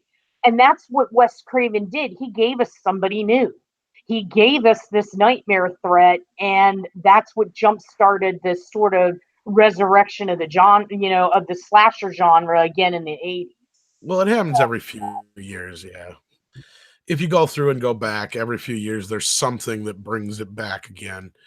Of course, Scream did it a decade later, and then we had the remake craze of the early 2000s into the late 2000s, and now I think we're getting back into this retro revival thing, which I'm not against. I'd rather them just go back to the original, and I don't care if it's a sequel. I don't care if it retcons a few sequels, as long as it's worthwhile and you give me a reason for it. I'm cool with it. Now, this Critters thing, we don't know too much about, like we said, but we can imagine this Killer Clowns thing will probably be a complete reboot, I'm imagining. But then again, I'm not sure exactly where the rights completely lie. I don't know how much the Chiodos own over the franchise. I know MGM has it. As far as distribution wise, I believe, but I don't know how much they own the rights to it still or not. Because there's no correlation between the two. They just happen to be announced. Because Warner Brothers owns Critters, and like I said, MGM owns Killer Clowns, and they announced here not too long ago they're going to do another Leprechaun reboot without Warwick Davis, which would be the second time now that they've done a reboot remake of that series as well, because they did one a couple of years back that was just horrible with WWE films. So if they could bring back the Chiodos for like a Killer Clowns sequel or something, that's that what would I was be wondering. interesting. Because I was wondering how much rights they actually still have over it. Well, I know that they're on the commentary of the first DVD that came out. Oh yeah, they're all over the Blu-ray and DVD. But okay, so yeah, has and the rights, yeah. Yeah, so I'm wondering if they didn't keep some of it, because that's like their baby. So I don't know. That's what makes me question it, and I don't know if Susan or Dee Dee has. Dee Dee, you haven't got to hear your thoughts on. Are you a Killer Clowns fan or a Critters fan? I'm indifferent about Critters. I do like Killer Clowns from Outer Space. And I'm just as indifferent about a reboot for Critters. I'm just like, I haven't seen Critters in, I don't even know. I don't remember much about it. Well, they do come out on Blu-ray here next month. Oh, there you go. Then that gives me a reason to see it again. But I kind of am excited to see what a Killer Clowns movie would look like, with not only, because all of the the effects on that were, it was creepy for the same reason that like Hitchhiker's Guide to the Galaxy was creepy, because it wasn't CGI, it was like puppets and costumes, and it was really unsettling. So I think that if they go like pure CGI, I think it will lose its creepiness and its charm. But if they take it and with such the high resolution now that films have, and make it just as colorful, and because circuses and clowns are terrifying in itself, even when they're like they are in Killer Clowns from Outer Space, but I'd be excited to see, and I wouldn't have any like expectations about if it would be good or bad, but I would be really, really excited to see what they do with it. Right, and I have to correct myself, and I have to hand over my horror nerd card for a few minutes. There is a connection here between these two movies, and I can't believe you didn't correct me either, Mecca. The Chiodo brothers. Did they do both? They did all the Critter movies. God, how long has it been since I've seen Critters? Though it's probably been 30 years. I know. Well, I'm okay. So my experience with the Chiodo brothers comes more from the band the Dickies and Killer Clowns. I don't know if they were involved with this other series that was for IO9. I think that was one thing that some of the fans were upset about, because I am part of a Facebook group for Critters. I know I'm that much of a nerd. The group was upset about is that the Chiodos were not involved with that. Unless there was some new deal struck and this is going to be something completely different, perhaps. That's very possible until we get more information on that. But anyway, any more thoughts on this, guys? No, not for me. No, not for me. I just want to see. I want to see the pretty colors of what they can show me with Killzone. Well, that's where I think Mecca and I are really concerned with. If the Chiodos still have a piece in it, I guarantee you it's going to be all practical effects. Yeah. No That way. would be awesome. There's no way they're going to let CGI come in. And they might like actually make them entertaining and good. Because they had such a like that's kind of one of my other niches is kind of the lower budget, almost funny horror. Anytime you can get that sort of that sort of humor involved in the horror, and it's not going to take itself too seriously. It's not going to take itself, like like a lot of some of these darker movies, kind of like the Rob Zombie Halloween movie, for example. Those movies are the ones I'm going to flock to, and I'm going to watch. And I'll watch those before anything else. I'll watch those before even Texas Chainsaw Massacre. So yeah. Well, of course, Killer Clowns is a loving homage to the 50s sci-fi. Oh yeah. Oh, and I love that. Movies. So, I love that too. Movies. Oh yeah. So yeah, does anybody have to run real quick here? Because otherwise we could probably take a few questions from the audience unless there was anything else to talk about. But while we're waiting for some questions, I know you had some news come about, Susan, about Ash and Bubba Hotep. Yes. Yep. Basically today, the Hollywood Reporter put out a story that IDW Publishing and Dynamite Entertainment are combining the Army of Darkness and Bubba Hotep into the ultimate dream team for people that like both of those movies. So for the fans that were upset about Campbell's retirement, now you're going to get, in February of 2019, you're going to get Ash Williams and Bubba Hotep meeting up. And you might wonder, well, hey, how is this even going to happen? And the way that they are anticipating it happening actually makes sense. What's going to happen is there's going to be a series of universe spanning events that involve an Elvis jumpsuit with special time travel abilities, a trip to 70s Vegas, and then there's a new reveal of a new book of the dead, the Necronomicon Hotep. Now, this is interesting because it's very feasible with this. The Egyptians actually did have a literal book of the dead. And there, for many years, between historians and everything, have been the battle of what came first, ancient Egypt or Sumer. So it would be pretty feasible that these two could get along. We all know that time travel is central to anything in the Evil Dead world. And for 14 years, Dynamite has handled the Ash comics. So since 2004, basically they've created their own little canon.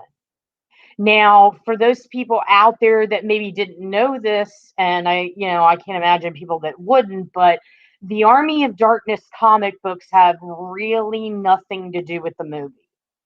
They're not Sam Raimi, Rob Tappert, and Bruce Campbell have no skin in the game with them because it all stems from the franchise problems from Army of Darkness.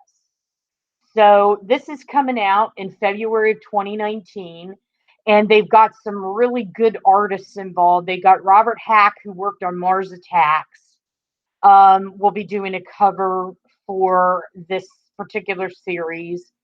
And it came about because the author, Scott Duvall, and Vincenzo Federici, these two creators were very much enamored with Bruce Campbell and with those characters. And when he announced his retirement for both, and they knew that the fans really wanted to see them together or wanted to actually see him play them one more time, well, now they're just going to get it, but in comic book form. So if you guys are into both those franchises, I urge you to go to your local comic book shop and put in an order because I think this one's going to be huge. Because I know IDW currently is handling Bubba Hotep and the Cosmic Bloodsuckers, the prequel-based comics from Joe Lansdale. And Joe's involved with the Bubba and Ash, and he's super psyched about it. He said it's going to be better than a peanut butter and nanner sandwich. So he's really, really enthusiastic about it. So yeah, that was kind of like big breaking news for comics and, for people that just love those two franchises. There you go. All right, we got one question already. Patrick Olinger asks, who do you think is the hottest horror actress?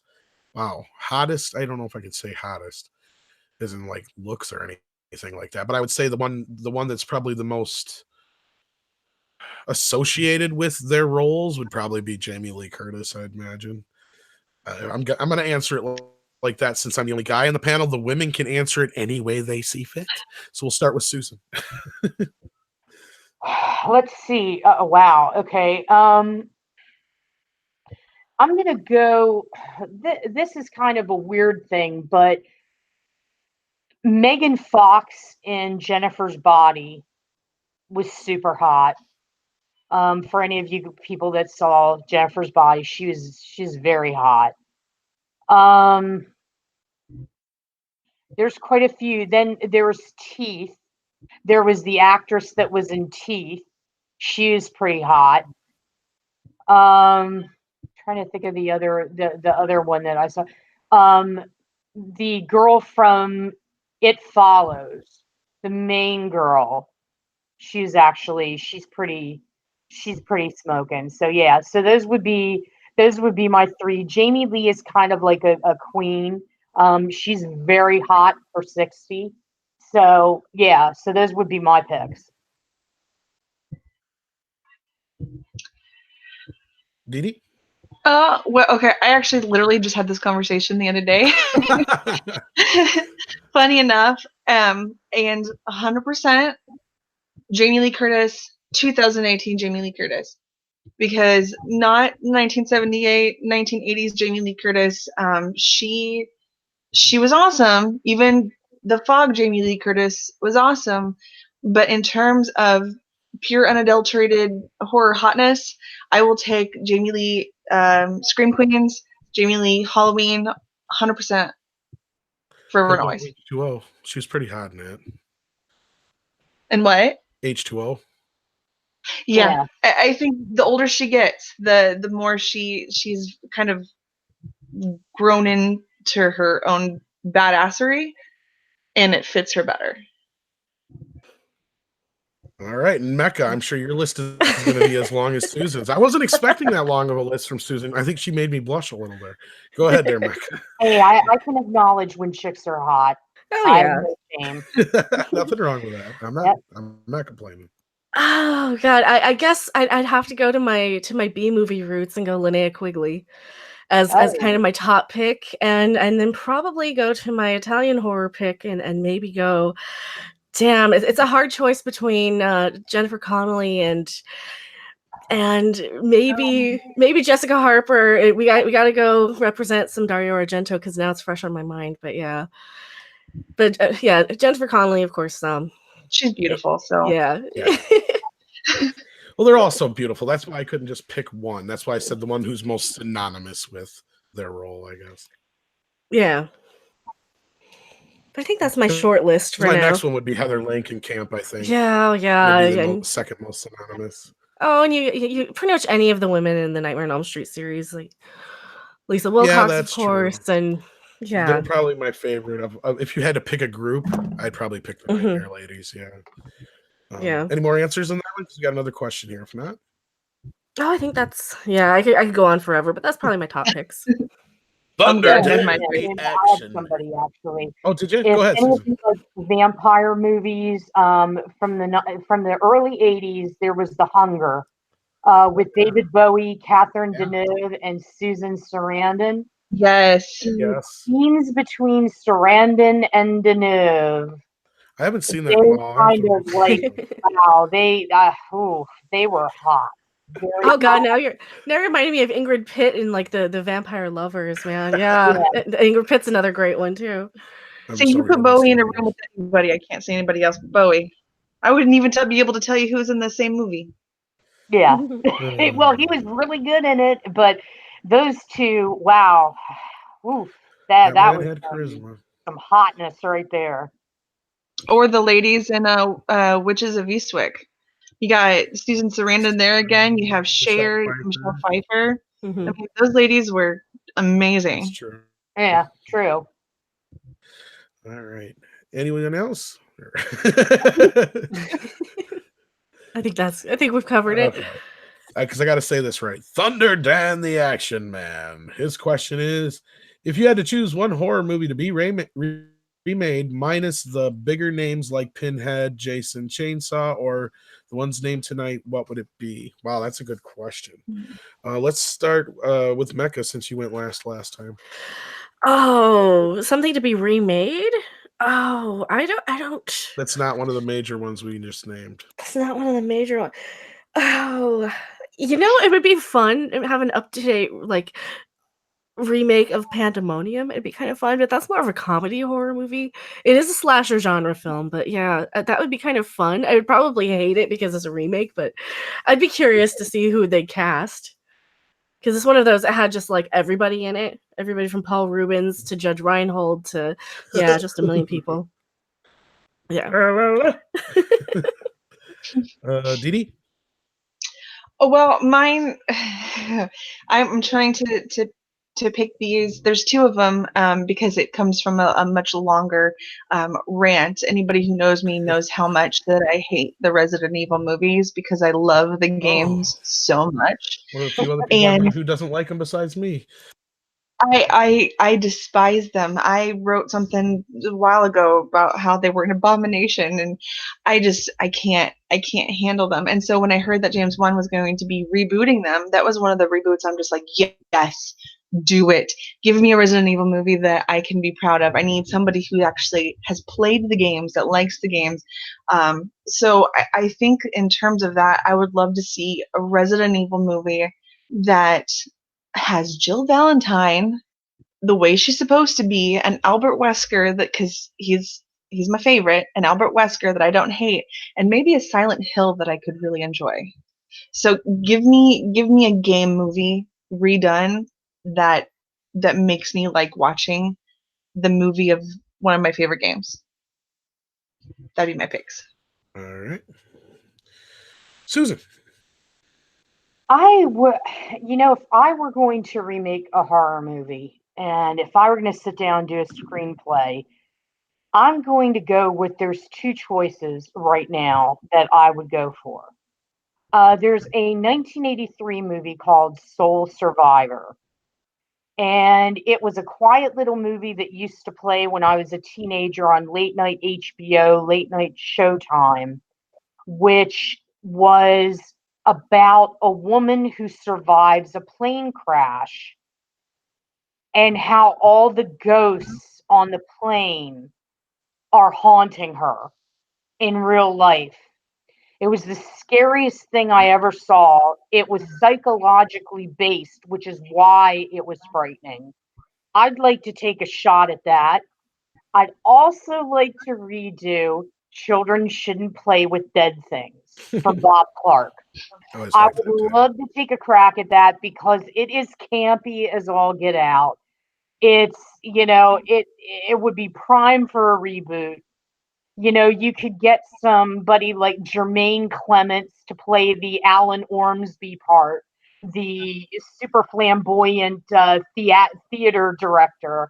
I mean, I would love to take a crack at that. So those are my two that I would love to work with. Mm-hmm. Well, we got to give a shout out to Elvira. I don't know how we forgot about her as a lady of horror, but definitely. Well, she goes without saying. Yeah, she kind of is like, her own thing. My answers, Mage Grey Wolf gave a good one. Ghoulies would be a good one. Gosh, other than that, Basket Case wouldn't be a bad one to kind of revisit or even do a revival of. I mean, you don't even have to do a remake per se. You could just see where they're all at, the kids are, and all that kind of stuff at this age. If anybody's familiar with the series I'm talking about. Yeah, it's the same director from Frankenhooker, right? Yeah. Gosh, those are probably the only two that I could think of offhand, because they kind of did one that I always wanted to, but they screwed it up in the end. But I've gotten into that many, many times, and that was Willard. Willie Woodward, not to be confused with Willard. Do you think that? Just let me start this again. Blah. Do you think there's rules of what makes something scary? I'm going to start off this one because I kind of got an answer to this from Tommy Lee Wallace and Tom McLaughlin and a few of the other directors I've talked to, and they all kind of agree with the same thing: is it's not about jump scares, it's not about shock value or gore, it's about how you use the tools that are in the box. And they always compare horror like comedy, in a sense that you have a sense of goodwill to start off with. And once you have the audience on your side, they're willing to go along with you, and they will, in the case of a horror film, be scared, not laugh like a comedy, as long as you play the chords correctly. And that means, this is in the term of a song, and that is, it doesn't matter what instrument you use as long as the chords are always played right, kind of thing. And whether it is, you can always use a jump scare as long as it's done well. You can do a shock kind of thing as long as it's done well. You can do suspense as long as it's done well. But they all kind of came to the same conclusions, that all these horror movies are just relentless tension and suspense, and then shocks or jump scares. There's no real, the atmosphere is gone from horror. And that was one thing Halloween at least did capture a little bit of, the whatever you want to call it, reboot cool, was it did have at least really nice. It was nice to see a horror movie that just wasn't all relentlessly dark and noises constantly. The music was fairly good for the most part. I did have some gripes, but it felt like an old school horror movie, but something new at the same time. Susan? Rules of horror. Well, I did a piece on Sam Raimi's rules of horror. I have to agree with Sam on, you don't want to bore your audience. If you've bored your audience, then pretty much you failed. And I have to agree with him on that. I think I was talking to Willie in the chat, and fear is very subjective. But when you tap at primal fears, Right, that's when it starts to get universal. Anything that makes you question, is this real or is this unreal, is going to be terrifying. So, if you straddle that psychological line, you throw in a few non-telegraphed jump scares, because there are cases where you can telegraph a jump scare from like a mile away, and it takes the enjoyment out of the film that you're watching. I think if you have those primal fears, a little bit of psychological mixed in with it, I think that's the recipe for a good horror film. Couple that with editing. And when I say editing, I'm going to harken back to Hitchcock's Psycho. Very terrifying. We didn't see blood, but it's all in the way that Hitchcock cut that film, especially Janet Leigh's shower scene. It's all in the cuts. It's all in the editing. yeah. If you have those, you can tell a story first and foremost. I think that's like my recipe for like a horror movie that's going to be compelling and is going to get butts in seats. Right. And those are two good points too. I think the one harkens to the goodwill, and that's what I mean by, as far as like, getting the people invested in the story and the people. And then I love that you brought up the psychological aspect, because that's one thing all those directors also brought up, is it seems like a lot of writers and directors nowadays forget that the most scariest thing isn't necessarily the bloodiest thing or the most grossest kill or this, that, or the other. Sometimes it's the most minute thing that you don't even think of, that could just be the most psychologically damaging thing to your character or your audience, by presenting that idea. And ideas can be more scary than anything. And that's what they're kind of getting at, is like, just, you don't necessarily need a kill or a jump scale or whatever. It's just like, I know this is a stupid example, but it's just a perfect one because it works. Think of, okay, you got a teenage girl. She finds out she's pregnant. Well, not only is she pregnant, but she finds out that the father of her child is a murderer. That is 10 times scarier than actually seeing some visceral murder on screen, sitting in that girl's, shoes and understanding where she's at, whether you're, from one angle or the other, you can relate to that in some way. And that can be 10 times more scarier of a thought than just somebody lurking behind you or what have you. I mean, Well, I know that's it's kind of why a piss poor It example, but yeah. Follows works, because you don't see what it is. It follows them, and it's relentless, and each of them see different things, and it's all a huge mind fuck. And to me, mind fuck is like exactly what you were saying. It's all about how you play with the shadows and the light in your own head that causes things to be terrifying, and it's Yeah. more of the illusion of what is going to happen. Like if you look at the Texas Chainsaw Massacre, the original, Yeah. and you look at the way Leatherface puts the girl on the hook. Oh, there you In go with his editing again. Yep. version, you will see all that. You'll see the guts, you'll see all the viscera come out. But back then, you just relied on the actress twisting and turning in agony, and that was bad enough. You knew what was happening to her. Yes. I mean, if you look at Wolf Creek and you see Jarrett, take the knife and put it in her spine. We don't really see the goriness of it. We just see what she's doing. It's the implication. The That's impact, yeah. The impact is more important than the actual impact of the right. knife. Right. Right. Mecca, you gotta what do you think makes a movie scarier? What are your rules of horror?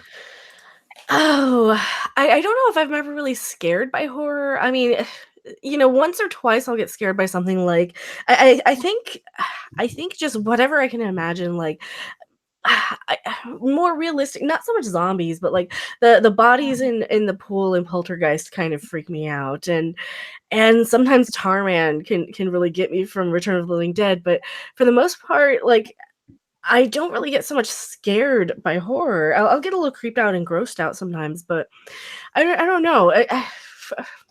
That's a hard one for me to answer, actually. I guess I guess imagining, like, what is in your imagination kind of can be scarier than anything that they'll show me on screen. Kind of harkening back to what we were just saying Yeah. too. Yeah. Yeah. And Jaws is another good example of that. Dee Dee, what are your rules of horror? Well, oh man, just listening to you guys, everything, there were points that you said, the points that Susan said, I'm just like, that's exactly what I was going to say.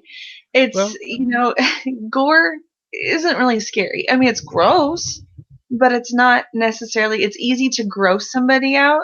But like you said, but it's hard to make people laugh, and it's hard to scare people. And, it's easy to gross them out. So throwing some blood and guts in there will make you go like, ugh, but it won't give you that knot in your stomach.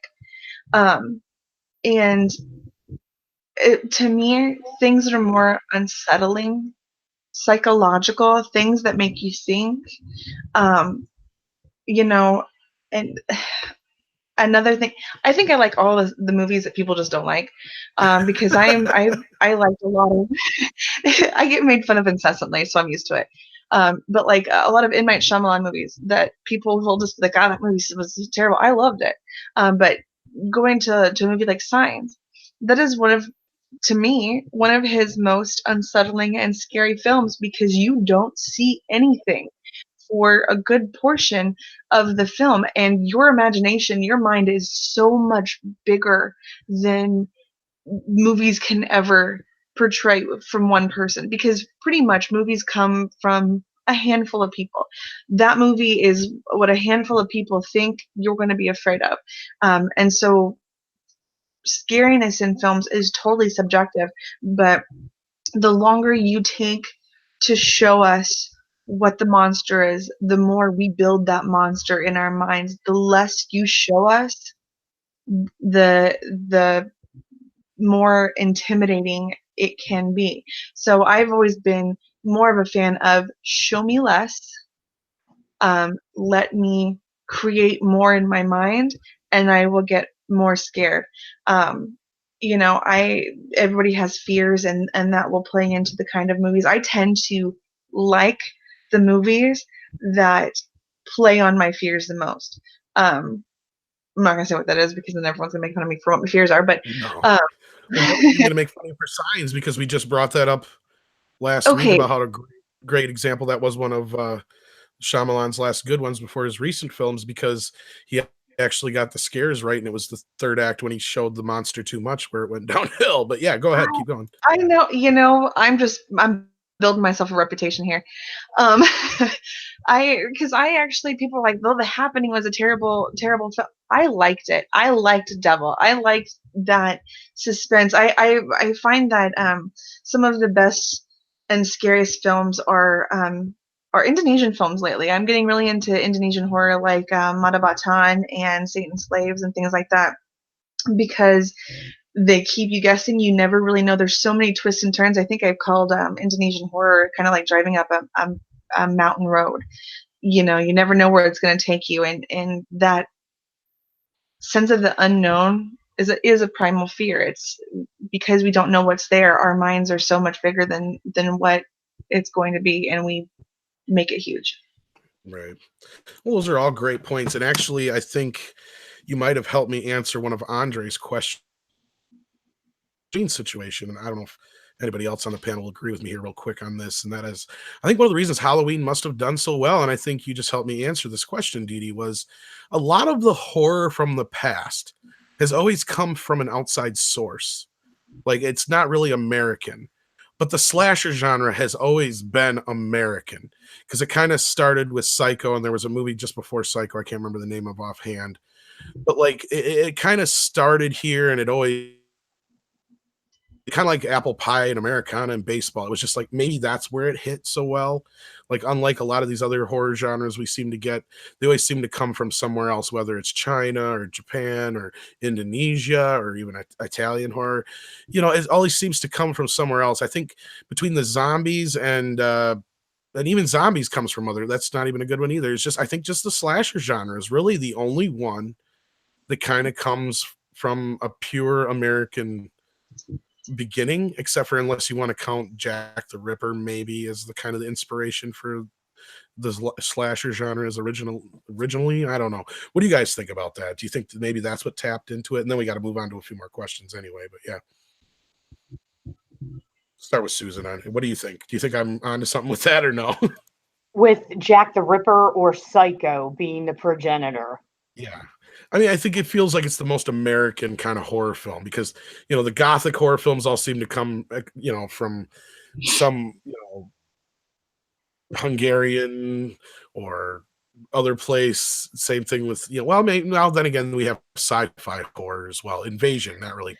Yeah. Those two. Well, remember where maybe. Psycho came from was like the American serial killer Ed Gein. So Yeah. that's Right. yeah. But I mean, yeah, a lot of those But the horror obsession with movies. slashers, I want to say, started with Jack the Ripper, though. Proper. Yeah. Well, Yeah. and even before then, you had the obsession with the murderers, and you had the obsession with like a lot of the Eastern European folklore and mythology with like vampires, werewolves, ghosts, all those things. So much of it comes from Eastern Europe. But yeah, I think you're probably correct where the original, like the original slasher movies probably started with Psycho as kind of the big yeah. slasher genre for sure, because before that it was still the monsters and then the sci-fi stuff. Mhm. Yeah. Yeah. Okay. Well, I'm Psycho, not totally definitely. maybe that's why it hits so big, is because that American kind of, it really tapped into that. What do you think, Dee Dee?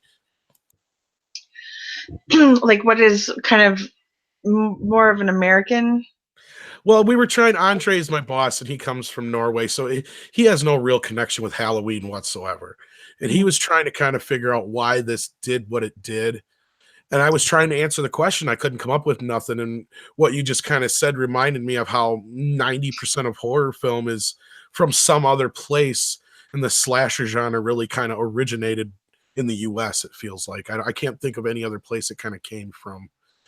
Well, okay. So in terms of Michael, I can kind of go over why it kind of the people I talk to, because I have so many conversations about Halloween just because I love it so much. But the majority of people I've ever talked to of why Halloween has caught on so much and why it is so loved as it is, and why so many people were upset about like a backstory and things. Where the scariest part about Michael was that there was no reason. There was no reason for why he was the way he was. The setting in Halloween, the 1978 Halloween, is totally American, suburban. It's something that most people see. So the setting was very much an American setting, and then this mysterious, I'm a big fan of true crime myself. And so normally, there's a pattern of head injury, bad childhood, things that will make a serial killer. The serial killer is created out of, what would be the American dream of 2.5 kids and, a house in the burbs and all of that. And that was kind of what hooked people so far that I've talked to of Right. Halloween and why it seems like such an American movie. Right. Well, I guess I'll let him know that that's what I think I figured out. Well, I want to get a couple more questions in here before we have to go. I know you guys probably have got quite a few. I got one here from Steven Anderson. He says, recently saw Nightbreed. Can you folks recommend another slasher movie where the bad guy is also more traditional? Well, of course, if you haven't seen like the Nightmare on Elm Street series, that's probably a good place to go because Freddy kind of becomes the more visceral character there. But he's got kind of more of a traditional villain in a way. What do you guys think? Dee Dee, do you have a good example, perhaps? Slasher's not necessarily isn't my biggest bag. I'm more of a supernatural horror type of person. Not I aside from the more traditional like easy picks, um, a good slasher recommendation. I recently was no, that's not even a good one. I pass. All I can think of is the bad slashers that shouldn't even be talked about. So no, besides the heavy hitters, not that I know of. Mecca, have you seen Nightbreed? Do you? I probably have. I remember none of it if I have. Okay. So we'll just say no.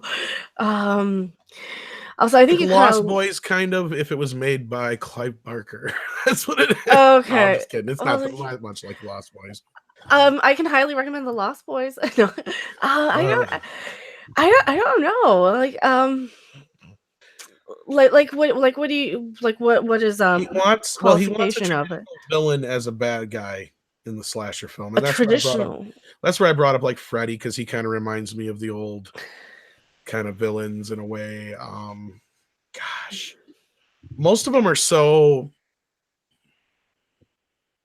like they want you to like relate to the villain or sympathize with the villain in a lot of the horror movies, like Jason and stuff. So it's tough. If you haven't seen Hellraiser, go for that. Not only is it Clive Barker again, but Pinhead is, as long as you don't go past the first movie. Yeah, well, even the second traditional villain. Well, yeah, but that's where you get his backstory, and that's where you kind of get to, it's. I mean, even though there's no real, you don't really feel sorry for him per se, but he's not so much the traditional villain in the second film, but the first film he is, I'd say. What do you think, Susan? I was thinking while you guys were talking about it, and I'm going to go with Candyman, and I'll explain why. Whenever you have a villain, the antagonist is always coming from a point where their life changed drastically that turned them into the villain that they are, like the Joker, the traditional Joker. Anything in superheroes, there's a reason why those guys became bad. Green Goblin, Doc Ock. With Candyman, he is romantic, but he comes from a point of losing his love, the love of his life. He's tracking her through time and space, basically, to find her in Virginia Madsen. Everything he does is to get to that love, like Dracula, like Francis Coppola's Dracula. Yeah. That's what causes him to be a villain, is that moment when in time her racist father maimed him, killed him, very brutalized him, And that's where we go. There's always a traumatic jump off That's another into Clive Barker creating one. villains. It's another Clive Barker one too, ironically. Yeah, right. The Forgiven, the Unforgiven. I forget the title of it, But I think but he directed the movie too, didn't he? The first one, I think. no, Maybe not. Bernard Rose did. Okay, But but I know yeah, it was based on his story. Yeah. that's where I would go from. Candyman is like the villain. He's not as pithy as Freddy is, but he's along the lines of a traditional villain because he wants the love of his life, and he's going to do whatever it takes to get her. Yeah. And Dracula's another one you brought up. Almost any version of the Draculas, Yeah, pretty much. and they are tragic and they are romantic. They're very baroque.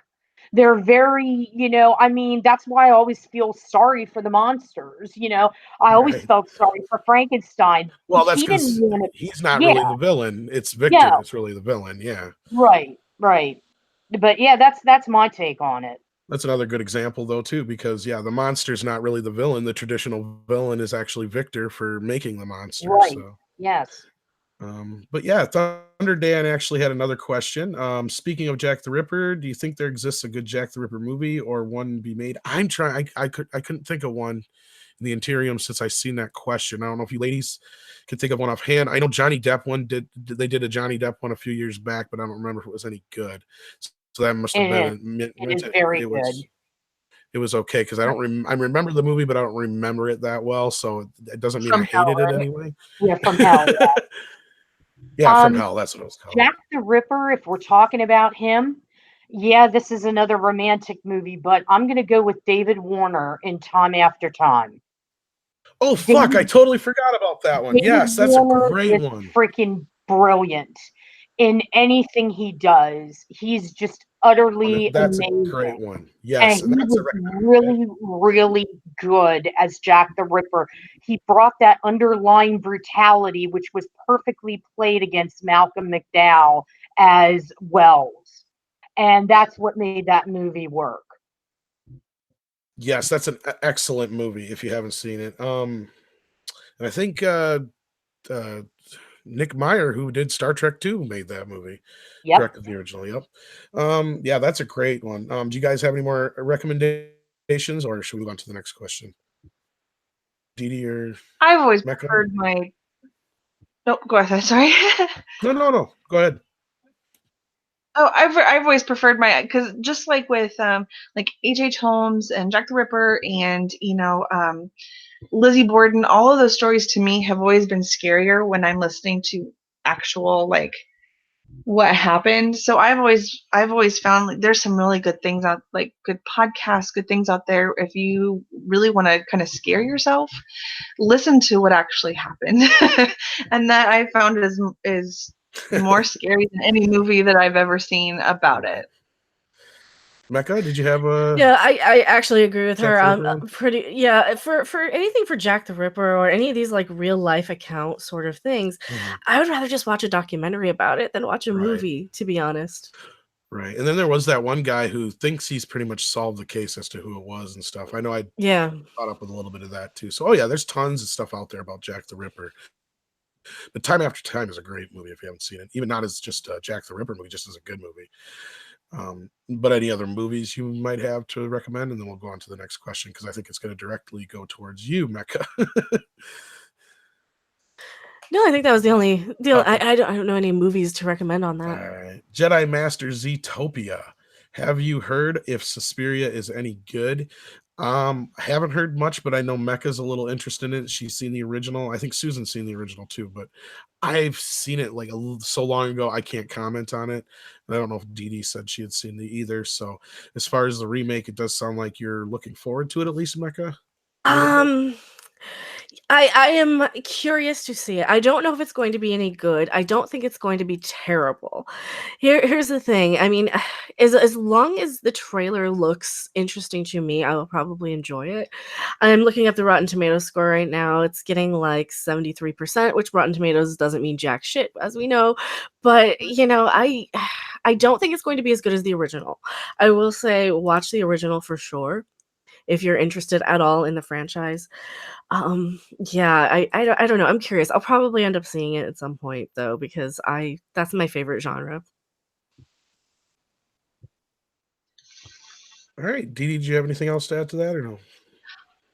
No, I'll be honest. I haven't really gotten much into Italian horror. I've always kind of been more of a fan of Asian horror, and that's more my style and expertise. Italian horror. Besides my fascination with the lighting of Italian horror, that's my limit. I have limitations on that one. Right. And Susan, I know you were kind of, I don't know the word I want to use, but go ahead and say what Yeah, you want to say. I'm just kind of indifferent to the Italian horror because they have a formula much like our slashers. And it's pretty much, titty girl, titty girl, titty girl, lots of gore and blood. Yeah, I'm over it. I'll just watch a slasher film and get that. Right. And I want to get to the last few of these questions here quick. I know some of you are the same people as before, but Willie Woodward wants to know, what do you guys think of Link? I heard of it today. It totally seemed like it was worthwhile. I'm trying to remember if I've seen it.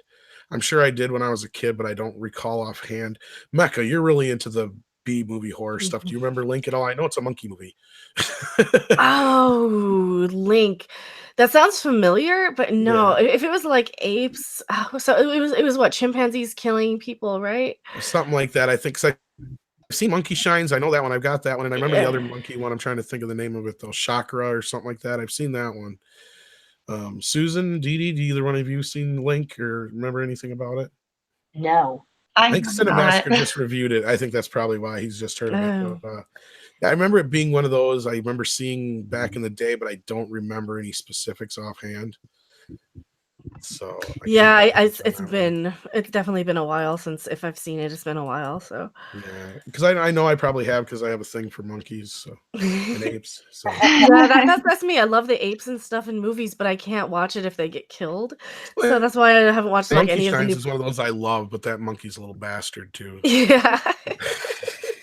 But it's not the monkey's fault. No, I know. I just, with animals, I can't do animal death and stuff. Like people, I don't care. People I can see getting disemboweled, tortured, hunted down.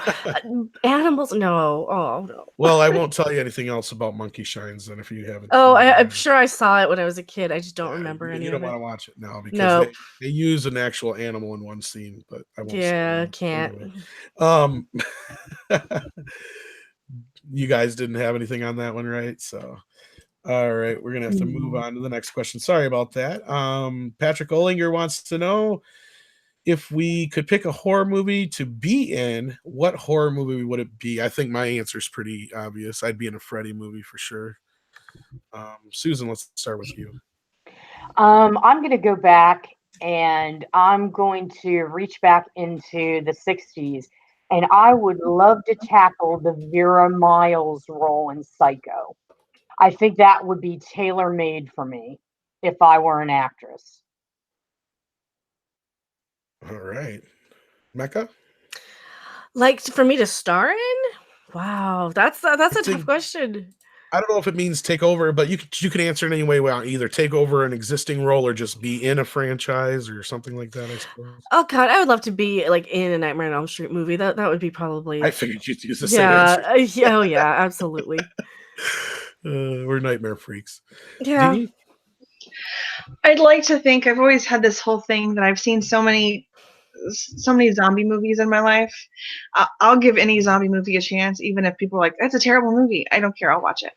You actually have a goal that's probably, you might actually fulfill that goal one day. There's so many zombie movies. Yeah. Right. And I'm like, I'd like to think that I've seen so many zombie movies that I could survive in a zombie movie.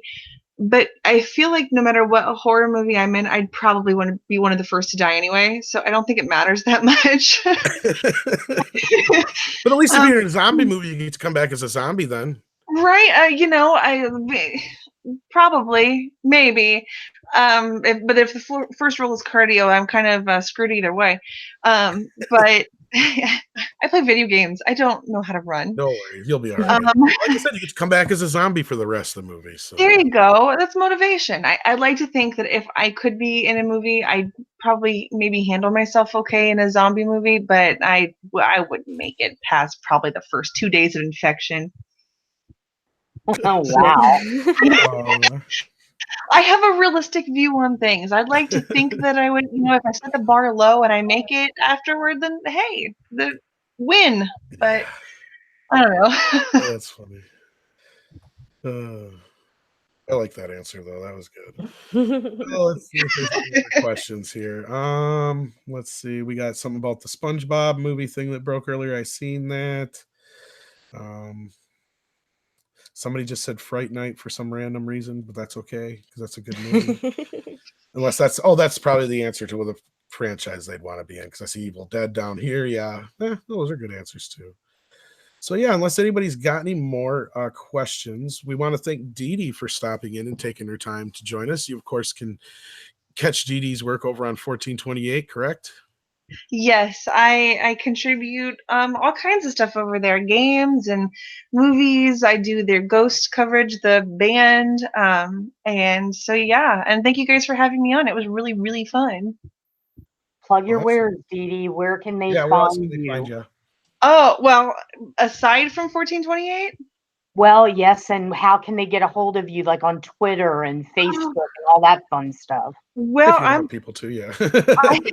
I am at Creepy Dee Dee Crowley on Twitter and Instagram. I am Dee Dee Crowley on Facebook.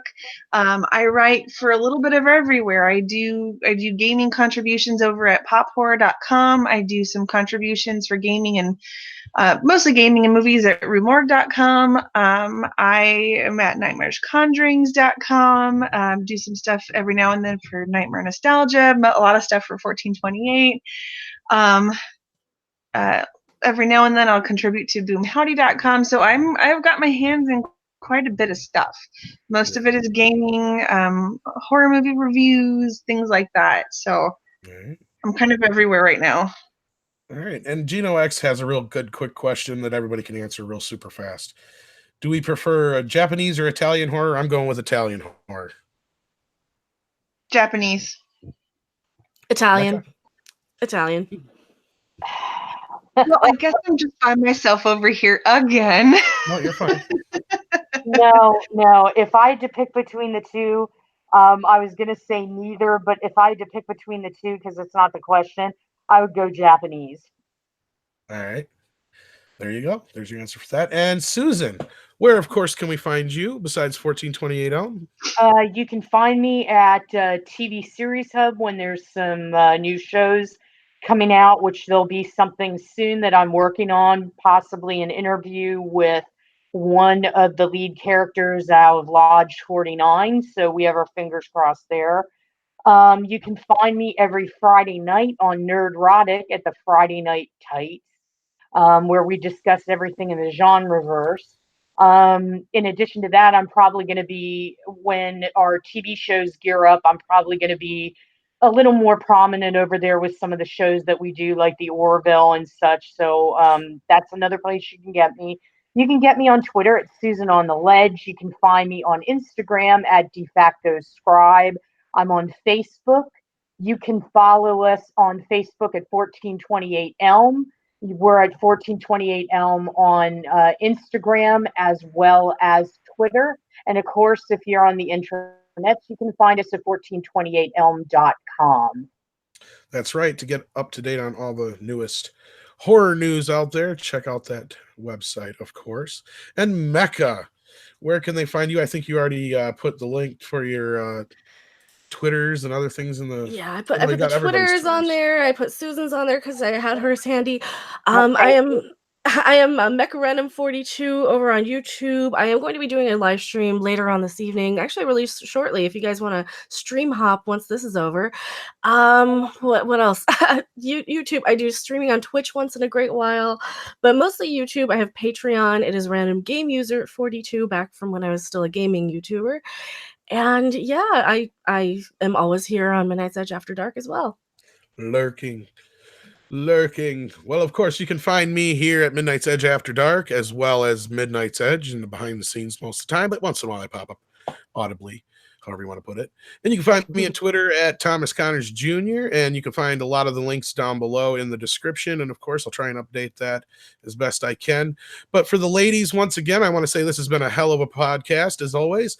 Love the Goddesses of Gore. So show us some love by sharing and hitting that like button down below and letting everybody else know about the show. That way we can get out there and get everybody on board with the show and bring you more surprises like we have kind of planned already that we're not going to say anything. We're going to be all mum about. But next week is our Halloween show. Wow. I don't know what's going to happen yet. I haven't really discussed it with the ladies, but it actually falls on Halloween, if I'm not mistaken. I can tell you, we are going to be having, for those of you that have seen Death House, we are going to have Harrison Smith, the director, is going to be joining us next week. I wasn't sure. So we'll have at least one special guest, and who knows what else we can come up with. So go ahead and tell the folks the rest of that, Susan, and then we'll take us out. Yeah, he's going to be here to talk about obviously the Death House, because it's coming out, I think, on video on demand, or I think it's DVD. He's got a new gig coming up with the specials. He has a lot of things in his pipeline, so we're going to be talking to him about that. And he's extremely knowledgeable about horror. Not only is he a director and a writer, and he's worked with some of the greats. He worked with Tony Todd and Dee Wallace and Barbara Crampton, Kane Hodder, and the list goes on and on. He's extremely knowledgeable. He's a cinephile, so that's going to be a good time. So you guys come with your good questions for him, because we're going to have a lot of them on the podcast. And then I'll be bringing along, if she can make it, we're going to have Lori Kipka from 1428 make an appearance next week. She is our resident American Horror Story. She's the guru of that show, so she should be along next week as well. All right. So stay tuned for any more news on that, of course, and we'll keep you guys up to date. I know Susan is always doing a wonderful job keeping you guys up to date on the show on her Twitter, so be sure to check her out there as well. As again, all the links should be down below if Mecca hasn't shared them all, or Mary, I think, was still in the chat here for a while too, if she hasn't shared a bunch of them too. Our lovely wenches are always on the ball there with that kind of stuff, so that helps. Oh, Susan, I haven't made you a moderator yet, have I? Let's fix that real quick. No, I don't want to put her in timeout. What's in timeout? You've been naughty. You haven't been naughty. No, I made you a moderator now, so you can at least share things now. I didn't realize I hadn't. So yeah. So once again, check everybody out. Thank you for joining us on this horror podcast here on Midnight of Gore. Join us next week on our special Halloween. And until then, see you next time. Check out Mecca's channel. She's going to start broadcasting out here shortly. That's the rumor, anyway. So, see you, everybody. Yeah, stream hop. Thanks for having me. Thanks for joining us again, Dee Dee. Yeah, thanks. Bye, guys. Thank you. Have a happy Halloween till next time. Thanks again.